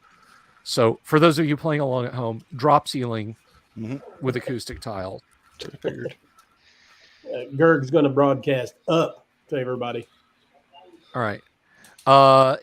The line is now moving across the bottom. You can see like sparks shooting out from under the desk. All right, get Oscar to give us a boost. We got to get out of here. All right, let's roll. Bubbles will this thing is going to be cutting through the door pretty quick. Yes, Mar, roll a d6, please. 4. Okay. You don't know if this thing sped up or if it just hit a really easy part, because they're just like an ear-splitting shriek, and it cuts the rest of the way across the bottom, up the side, and over the top, and the door flies inward. The jig is up, guys. Can't a guy get a little privacy around here? Vaguely humanoid torso of gleaming silver metal, a distressingly skull-like head surmounting the top of it. You can't see the lower half of the body. but just like with a whip snap, whatever the cutting instrument it had, whatever it was attached to, pulls back in. You hear a clicking sound, and it extends a series of tubes in your direction and says, "Unauthorized personnel detected. Please present identification, or you will be software error, killed." It starts pushing the desk out of the way. So that basically its action was to finish opening the door. It opened the door in this round. Your glass. I get ready with my middle finger ID. Yeah, I've got my that what looked like ID around my neck, and I'll be like, "We're cool. Why don't you just go look down the hallway for other people? They need more help than we do." Okay. All right. What is everybody else doing? Bubbles is attempting to hide in the ceiling. Okay. I mean, I'm 9 feet tall. I can't be missed. Oh, you have no idea how true that's about to be. Gerg is trying to climb off. We can all address the elephant in the room. This thing is almost as tall as you are, though. It kind of folds itself up a little bit to move through the door. Oh boy! Exterminate between us.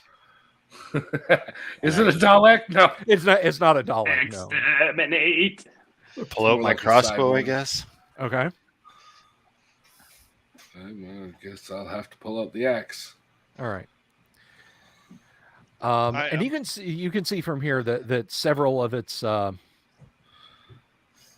like now that you can see it, it's a little less terrifying looking. It looks like there's like some broken bits of it here and again. There's a series of dents just like at random in it, like it was beaten on by someone or something at some point. Those batters probably ran into it.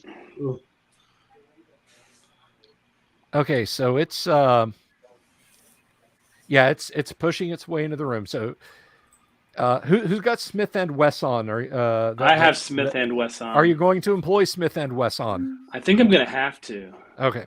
It's not responding to my speech, so. Oh, I haven't about the badge? Yeah. Oh, okay. All right.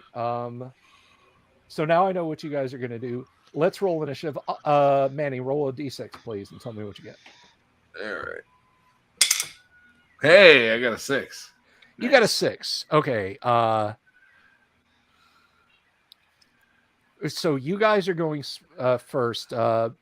Yesmar, is Brun going to employ Smith and Wess on? I think I'm going to have to. So all right. It's still on 5, so we'll just leave it at 5. Pew, okay. Pew pew.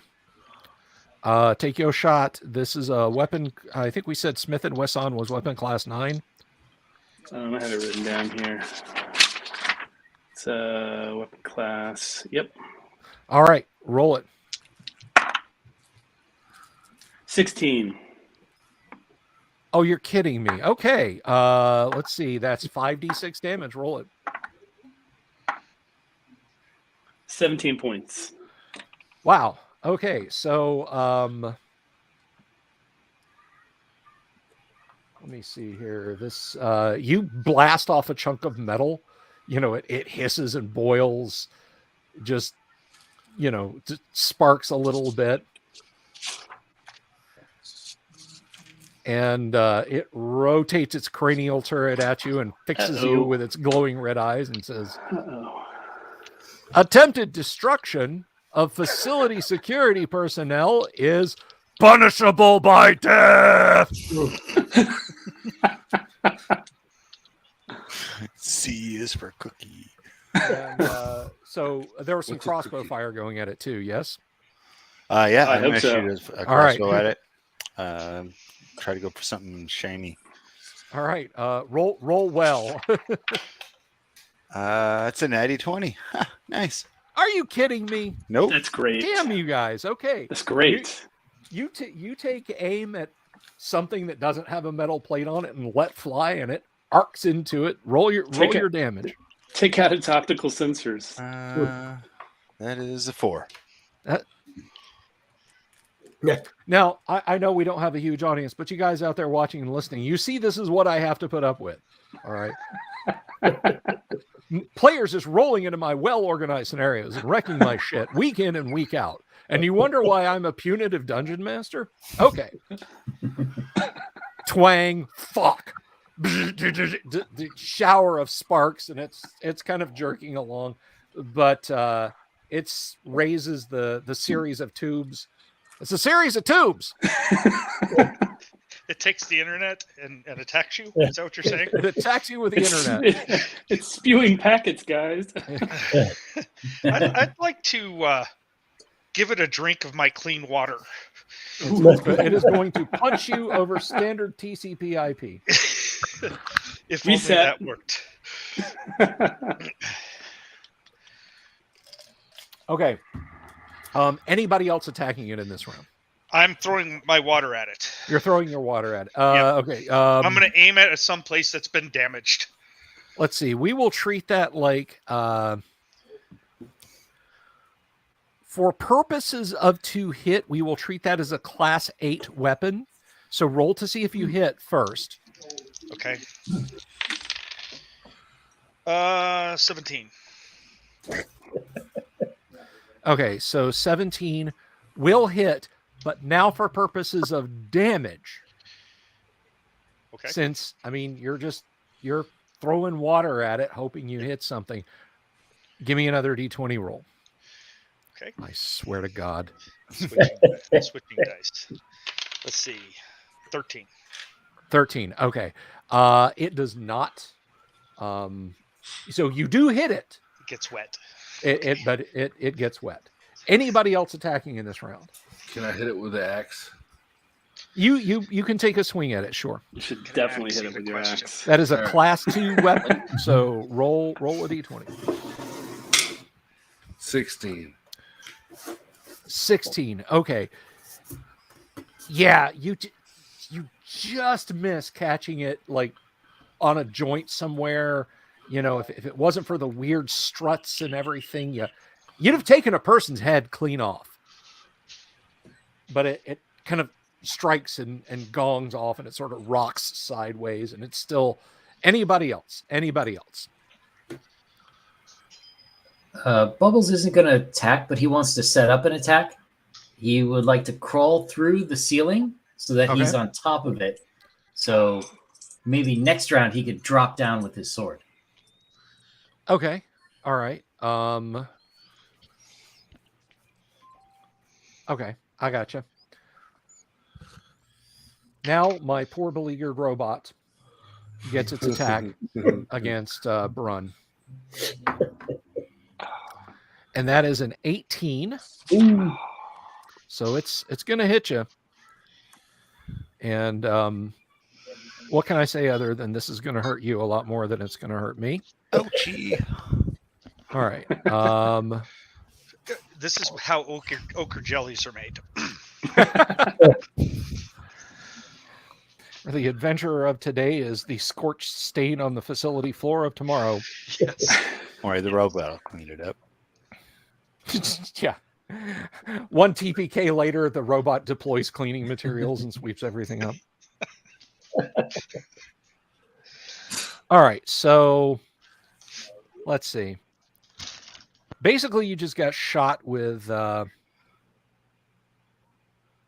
let's see. That is... He launches a torque grenade at you. No, I'm kidding.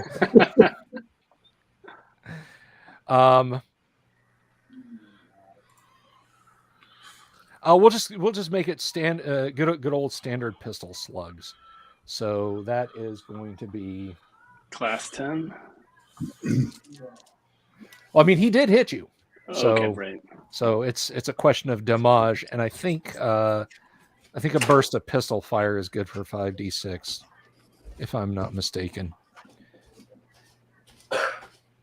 Let's see.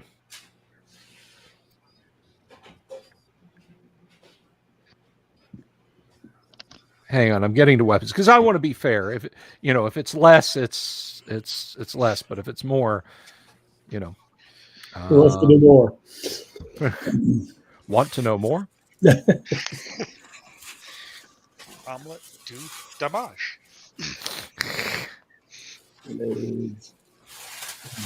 Okay, so no, it's actually less. It's actually less. I'm glad I looked it up. All right, so you're pummeled backwards by this hail of projectiles that slams into you, and it inflicts 9 points of damage. Merely a flesh wound.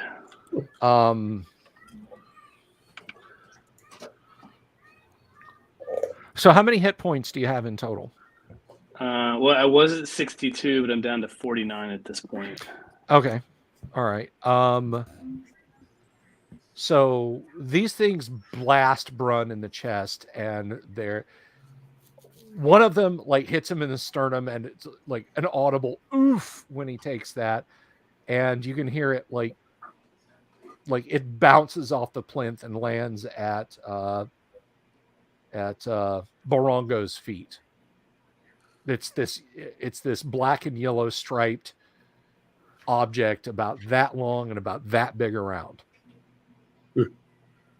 Doesn't do anything else. It's and probably where it hit Brun is kind of mushroomed. That completes its round, other than it is now completely around the desk, and is rushing forward. Its cranial turret, its eyes are starting to glow a brighter red, and you're hearing this humming sound start to get louder.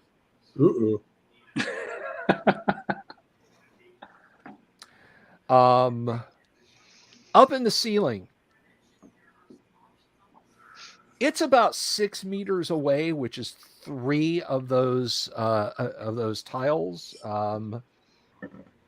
bubbles, and it's also your turn to roll initiative. So roll a d6.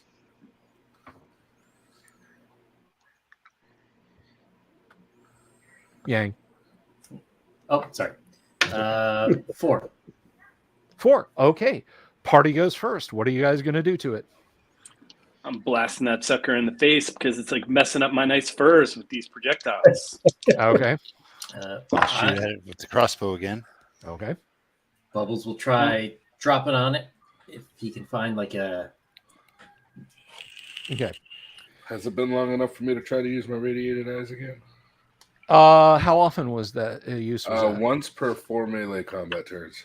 Oh, good lord, yes. Yes, absolutely. Okay. And what is that attack? What class is that attack? Oh, gee. I don't know what class it is. Oh, it's a radiation attack. That's right. Yeah, I roll reason. 3d6 for intensity. Yeah, so roll your 3d6 for intensity. 9. 9. Okay. Yeah, you see like there's a couple of areas on it that are like painted, and when you go all Scott Summers on it, the paint like blisters and flakes away. You did it a little bit of damage, you think, but not terribly much. Okay. All right, rest of party. I'm shooting it with Smith & Wesson again. Shoot it with Smith & Wesson. And I got a 20. I hate you guys. Have I mentioned how much I hate you guys? No, I love my players. We love you. This is great. I love having you guys here. Go ahead and roll your damage. 5d6. Only 10 points. Only 10. Okay, yeah, you melt and blast part of it.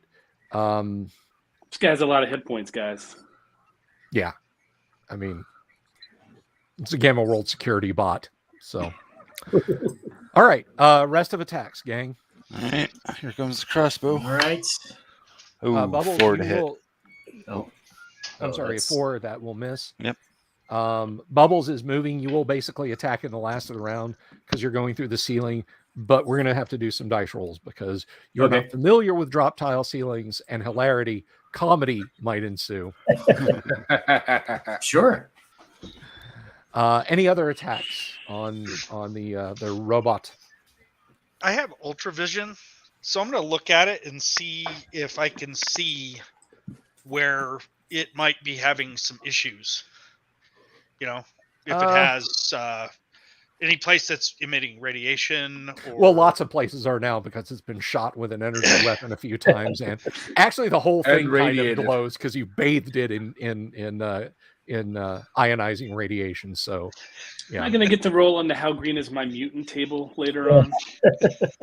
No, you're not the target. So,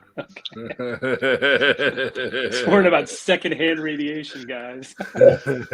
Does any of the robot look less metally? Ooh, Achilles heels. Right? No, I mean, is there like it would be Achilles something treads? Actually, you can now see it. like its lower body portion is on. Hey, nice treads. Is on these looped What are bits those? of.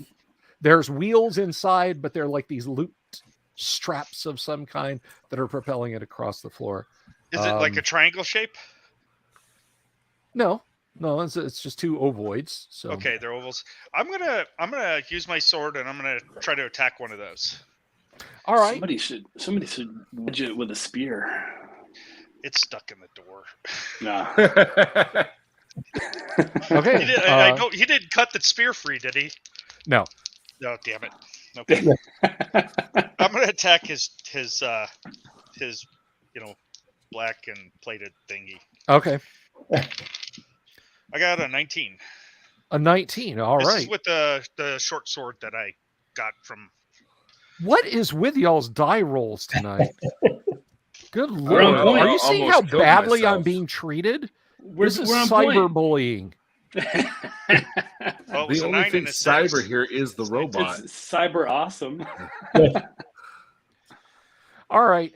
Roll your damage for sword. Okay. And large, medium, small? What is it? Because it's 1d6, 1d8, depending on size. Given that you're attacking a small area, not just swinging at something specific, you're going to take small. 1d6. All right. 3. Okay. It's kind of rolling back and forth, but you're right next to it now, so it. Yeah. I hear you. I'm not afraid. I don't feel pain anyway. I have no sensory nerve endings, which is awesome, by the way. Great. Okay.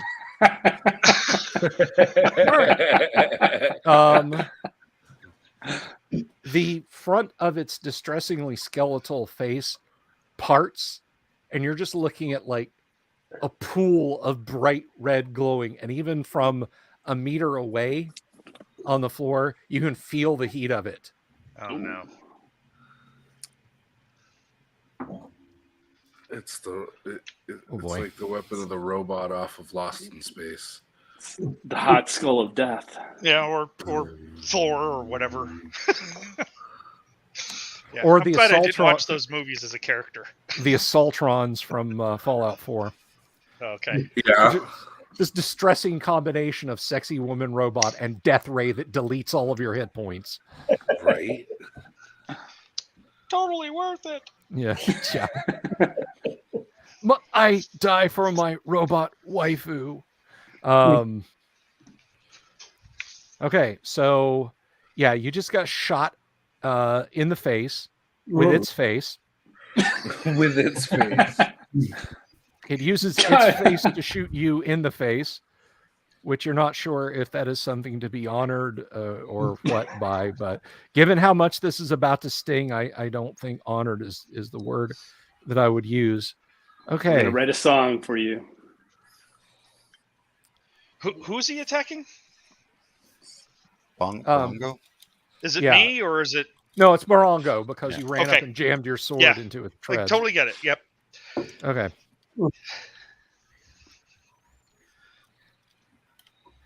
Okay. We will treat this as a.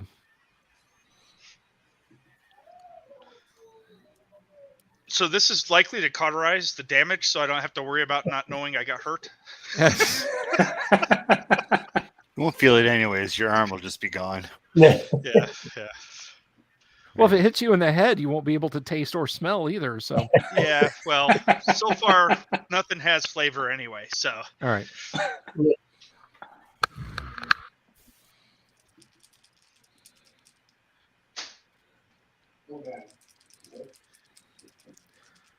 Okay, so it hits you.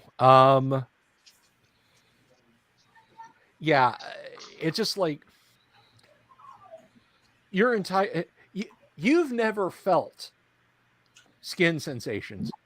For a brief Till second, now. you do, and it's Okay. horrible. Do it again. just before you fly across the room and consciousness leaves you, you're like, man, if this is what feeling pain is like, feeling pain sucks. Yes. And you slam into the wall and slump to the floor. Okay. It whips back around and points the pipe ends of its right hand once again at Yesmar. So Yang, give me 3 6-sided die rolls. Tell me what you get each time. 1. You fall through the ceiling tile and land on the floor. No. My back. It crumbles underneath you. Fortunately, that still leaves you about 2 meters away from it, but you are right in front of it now. Between it and Brun, rather. Welcome back, buddy. Can I?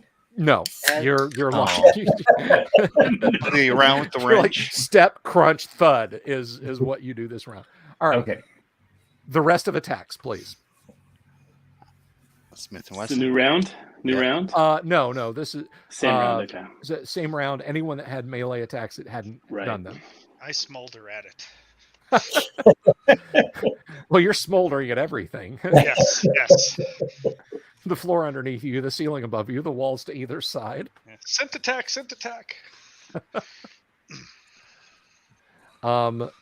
Which, by the way, you are stunned. Oh, So, okay. Huh. You're stunning. That's the first experience for me this time too.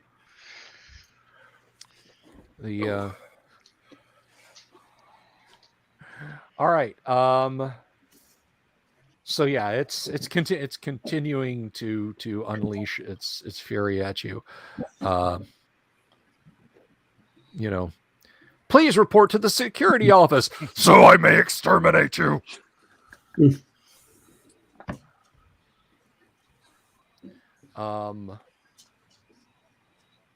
And stuff like, if you can't find the security office, please consult the roaming death squad.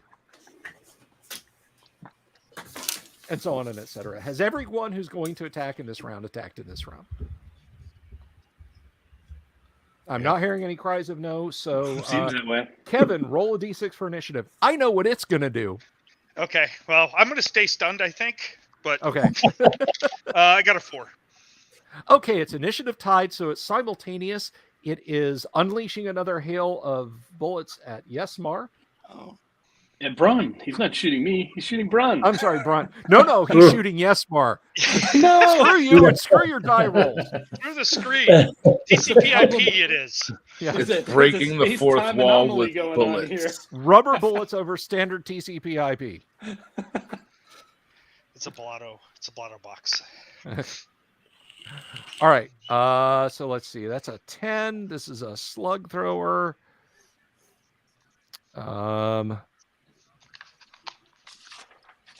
There we go. Okay. So pistol slugs. That is a 10. It is a class 10 weapon. You are armor class 7. And he got you. Dang it.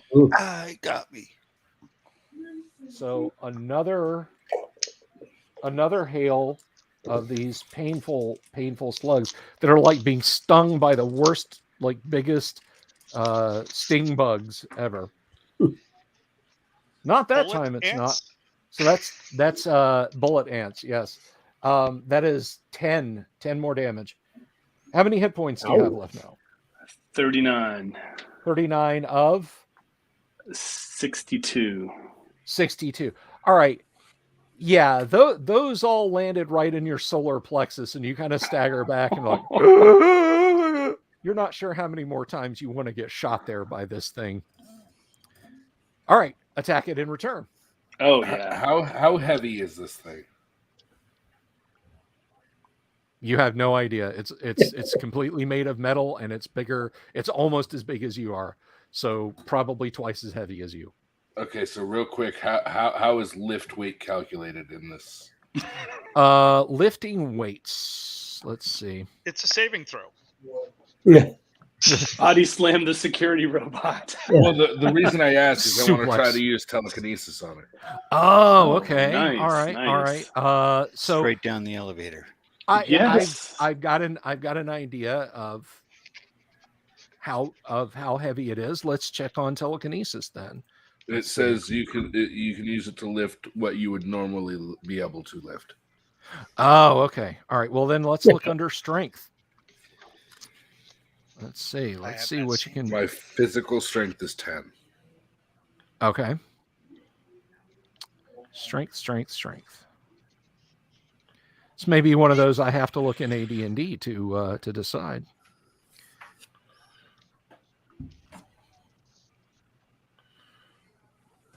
I mean, I can at least, if I can eat, I can at least incapacitate it for a round because it's up in the air. Pick it up and bounce it. Yeah.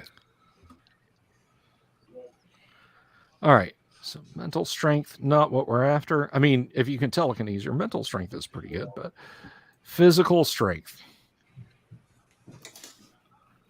dexterity, charisma. Well, if you can't telekinesis it, you could telekinesis one of these big metal desks and slam it right into its head. Or one of the god screens. Mm-hmm. One of these mainframe oscilloscopes that are sitting over here. Incoming login request for security robot. You've been booted from the server, baby. Control D. Control Credentials D. denied. With a vengeance.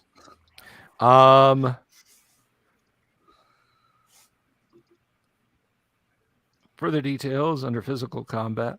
I'm going to say that you can lift about with effort. You can lift about 55 kilos. In freedom units. In freedom units, that is about 115 pounds. But that is like an all-out deadlift kind of, maximum effort sort of. And this robot weighs more than that. Oh, I'm sorry. Okay. This robot weighs more than that. So the desks, however, launching one of those computer screens at its head. You can certainly try that. Given its size and the size of the computer monitor, I will treat that as a class 5 weapon, and I will give you a die for every 2 points of telekinetic strength you can throw this thing at. Okay, so how do I roll this? Roll a d20. You're shooting at armor class 2, by the way, because it's covered in metal. I got a 12. You got a 12. Okay, so this is a class 5 weapon shooting at armor class 2. You got a 12. Almost there. I love how after just flipping through exactly the same PDF over and over, Acrobat starts to lock up. Yeah. All right, so weapon class 5. That will hit it. Okay. What else? You will inflict 5 points of damage. 5 points of damage. Nice. Well, that was fun. There you go. From Gerd's vantage point in the ceiling tiles, can he see any like wiring or anything he could probably pull loose from the robot, like on its backside or back of its head or anything? If he can get on top of the thing without getting fried. It's so dim in here. I mean, your light source is laying on the floor. There's just a little bit of light from the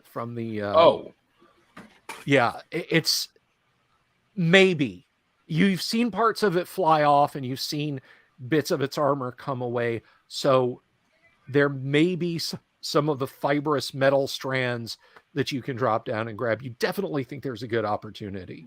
By the way, add +2 to that, heightened precision. Okay. All right.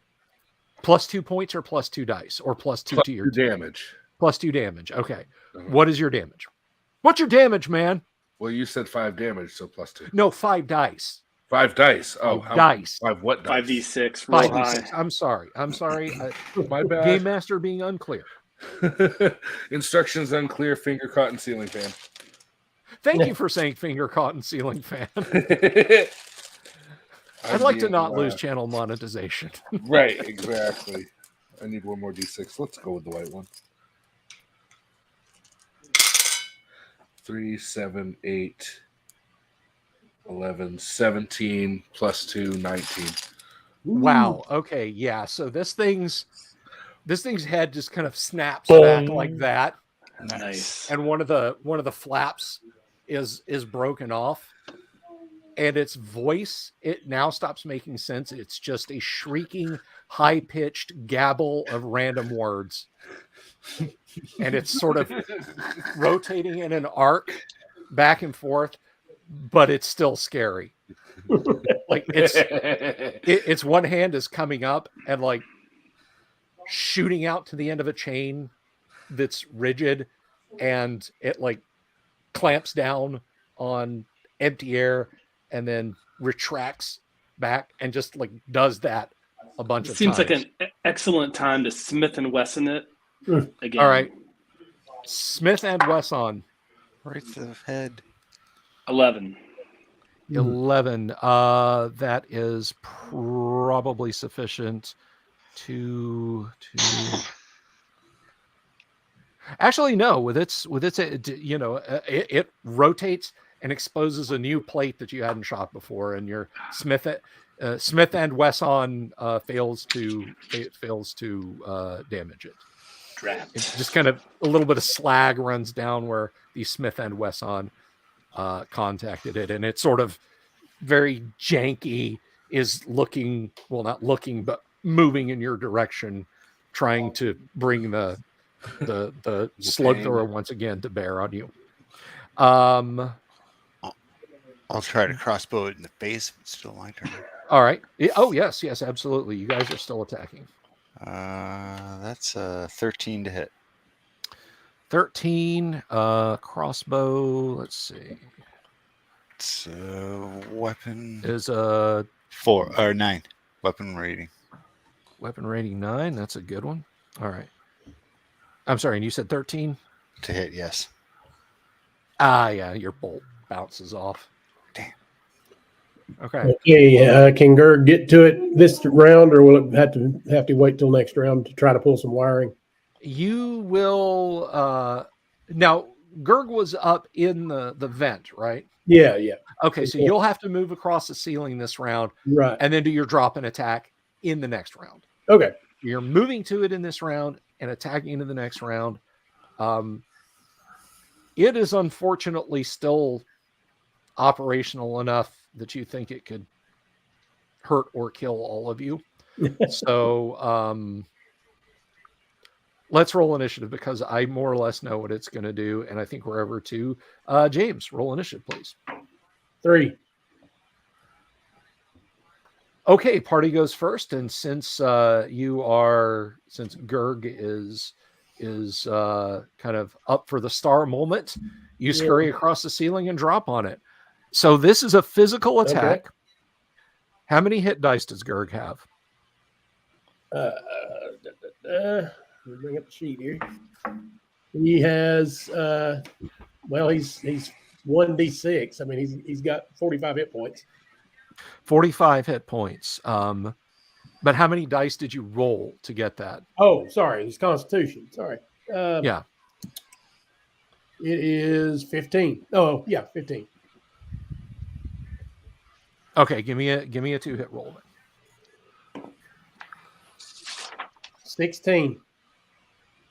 Yeah, you land on it, and there's what looks like a broad ribbon of multicolored tough fibrous like strands that loops. It doesn't look like it's supposed to be poking out. It's sort of like a, like a massive hernia of wiring poking out of its neck where it got Smith and Wessoned.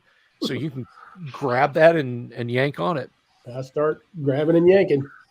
Okay. But you're a raccoon. You can lie. So let's see. I am going to say, throw a couple of dice for that. How far do you want to throw? 10. 10? Okay, yeah. You are yanking on that, and there's these, they look like thin green painted bits of wood that are perfectly square. Like a bundle of those come out of its chest somewhere on the end of the cable you got. Okay. And the high-pitched gabbling speech that it was spewing out stops completely, and there's just that you jump back as there's like an arc of blue just spouts out of the hole that when you pull those bits out. Anyone else? Oh no, that's right. This is the same round. It's still kind of grinding forward jerkily, like a big jerk. I assume I'm stunned this round, right? Yes, you are. I'm just gonna. I guess that should shoot it again. All right. Don't miss. I probably missed with a 4. Yes. No. Melts a hole in the far wall. Shoot the crossbow. Okay. That's a 15 to hit. That will hit. D4. 4. Okay. Ka-chunk, more sparks, more smoke. It's sort of slumped over, but its arms are still moving up. It's like a extra in Michael Jackson's Thriller video. Except if that role was played by a Terminator. That would be awesome. An all Terminator version of Thriller. Yes. It depends on which Terminator, though. Yang, what is Bubbles doing? So Bubbles is going to take out his club, and he's going to try to stick it in the treads. And there's then run. no gap big enough in its treads to do that unless you want to put it like sideways through the drive wheels. Oof. And they're spaced far enough apart that it won't catch. Okay. You can beat on it if you want. Well, can he see a place where there's wires sticking out? You can't see places where there's no wires sticking out at this point. What you guys have done to my poor helpless security bot. So then he'll take his sword, you monsters, and try to cut some of the wires near the weapon. Oh, good. Okay. So you're basically just give me an attack roll with your sword then. Sword is we will 19. Shit. Well, you hit it. Roll some damage, you monster. D6, right? Sword. Yeah. Yes. Okay. For science, you monster. 4. Actually, no, I was just going to say it's large, and since you're not like trying, well, no, you were aiming for a specific spot, so yeah, it's a D6. 4 and what? Just that as he swings his sword, he's going to yell, "For Steve!" For Steve, okay. Steve of the Tekkenish. All right, so you did 6 or 4 points.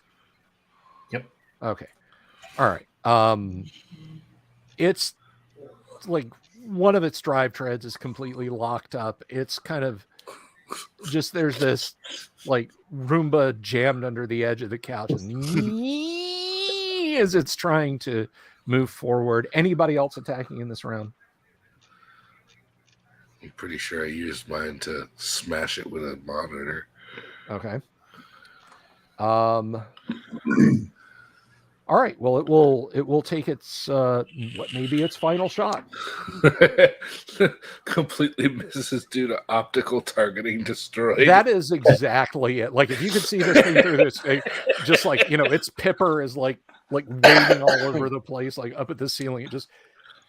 It burns through its entire belt of ammunition. It's horrifying. The sound. I mean, it's legitimately just bah! Just you guys are being covered with chips and flakes of whatever crumbling stuff this ceiling above you is made of, and it just waves across, and it's trying to bash someone with it now. It's just swinging at you all. New round. Mo, give me a d6 roll for initiative. 1. Okay. To the last, it will grapple with thee. We'll treat this as a robotic tentacle. Hey, it's late Friday night. We get a little blue. Wait, what movie did I just step into? In the end, it all becomes hentai. Come on, species. Oh, no. No. I'm only upset because I didn't think of that one first. 16. It will smash at its tormentor and do 2d8 points of damage to Bubbles, because you're right there. Yeah. I'm sorry, 2 to 8, not 2d8. Not Bubbles. Using my old Holmes D4s that I can't read. That's 1. Oh, that's just so sad. It does 2 points of damage to Bubbles. That's beautiful. It's just so sad. It's justice. Yeah, well, when I drop you guys into the Aperture Labs facility later in this campaign, I don't want to hear any crying. That sounds awesome. I'll smash it with a monitor too. Through the monitor, through the hole. GLaDOS opens a portal in front of you and a portal behind you, and you take 5d6 to the back of your own head. Oh, ouch. I still have yet to play Portal, by the way. Oh, it's fun. Oh, do. You got to do it. It's fun. I was mentioning earlier that a fellow I know who ran a message board, Chet Falasek, worked for Valve Software in later years. But okay, so yeah, it tries to brain Bubbles and just like boink with its arm. It doesn't have much left in it. You guys want to end this pathetic scene? Do a telekinesis and a table. Only once I have to rest for 5 rounds for it to be able to use it again. But I can physically pick up the monitor. At the end of this round. Hey, pick up a door and hit it with it. It would be available at the end of this round. Oh, okay. Yeah.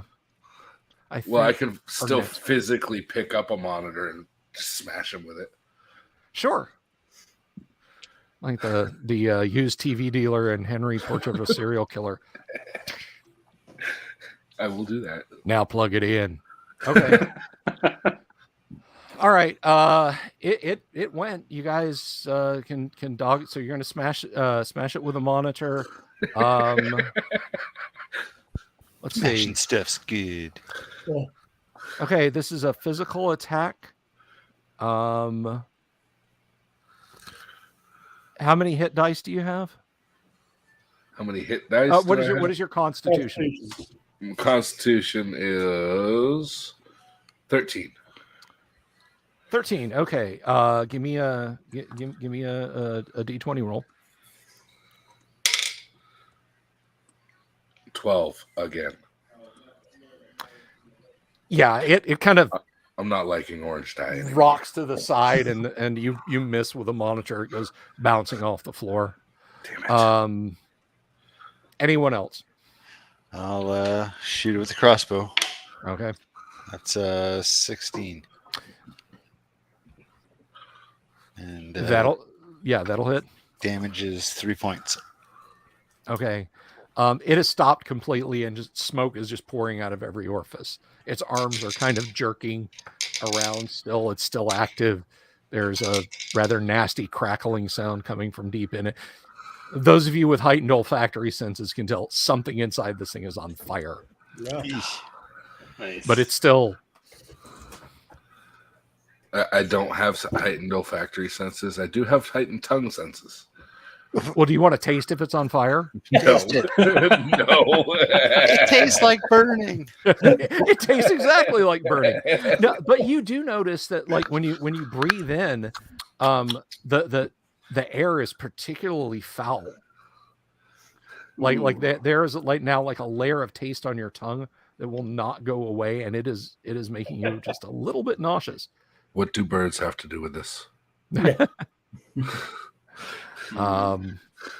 I should have ducked that pun. Yes. I just thought you'd be too chicken to make it. All right. Finish this thing off, guys. Gerg's gonna go start yanking wires. Just You know what? At this point, you tear out one more bundles of wires, and it just kind of settles in on itself and stops moving, and its arms drop to the side. All right. we stuck a fork in it. It's done. Yes. Terrifying. And you can see like little runnels of flame from inside its armor pieces. It's very warm. It doesn't bleed. Well, Yeah, at it least doesn't- we don't need to make a fire. Yeah, But it's noxious. It's burning PCB, burning printed circuit boards and plastics.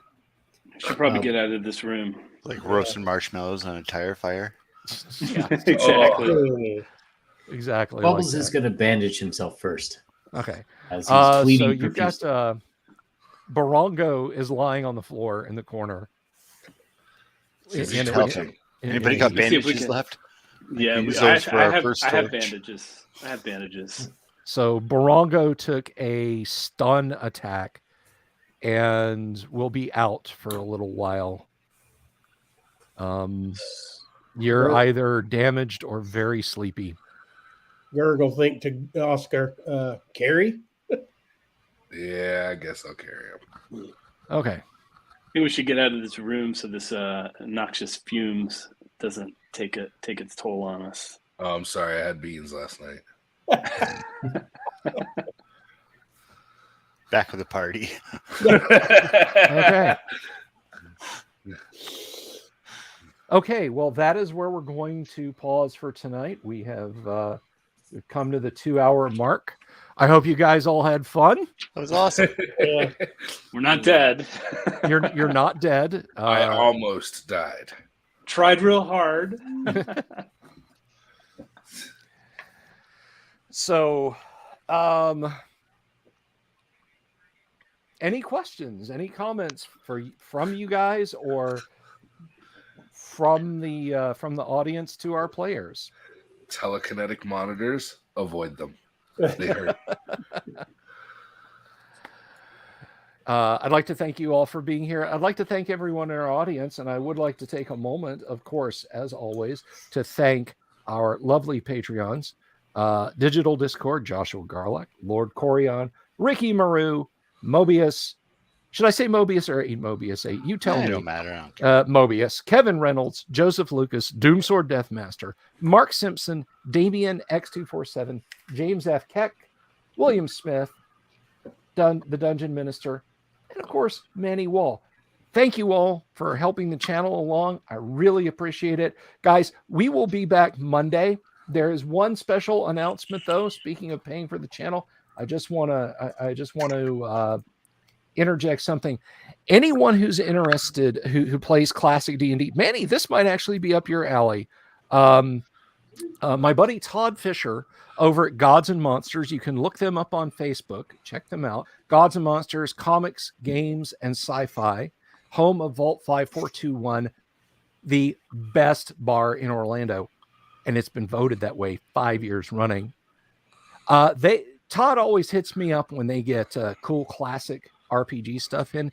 They actually have a copy of the Forgotten Realms First Quest beginner D&D set. Ooh. Mint inbox, all parts available. So if that is something that tickles your fancy, I should point out, I'm going to find their Facebook page and Probably share it. quite expensive. Well, you would have to you'd have to reach out to them, but if that is something that interests you, they do ship, so you can check them out there. Facebook.com/godmonsters. Tell them Bill sent you. It won't do anything for me, but just tell them I sent you. Anyway, he just I as long forgot as they don't to mention add that 5% to the bill.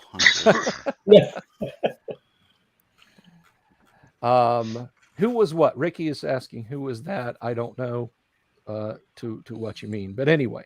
So thank you all again for playing tonight. Thank you for everyone who watched in the audience and the awesome discussion we had beforehand. I would be here for another half an hour just going down the list of people who participated, but you know who you are, and I love you all. I will see you all Monday night. We will do a let's play demo of first edition Twilight 2000. So if you want to get in on some first edition Twilight 2000 at the great online underground gaming convention, which is coming very soon, by the way, because guess what, guys?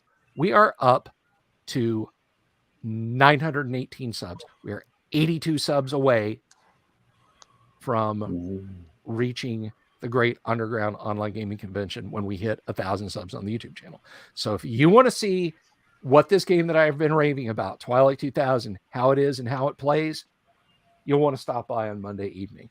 So Ricky, Gods and Monsters is the best comic book sci-fi game store in all of Orlando, bar none. It is the best. And I would dare say it's the best that I know of anywhere. So have a great Friday evening, everyone. I will see you all on the flip side. Peace. Thanks, Will. Great.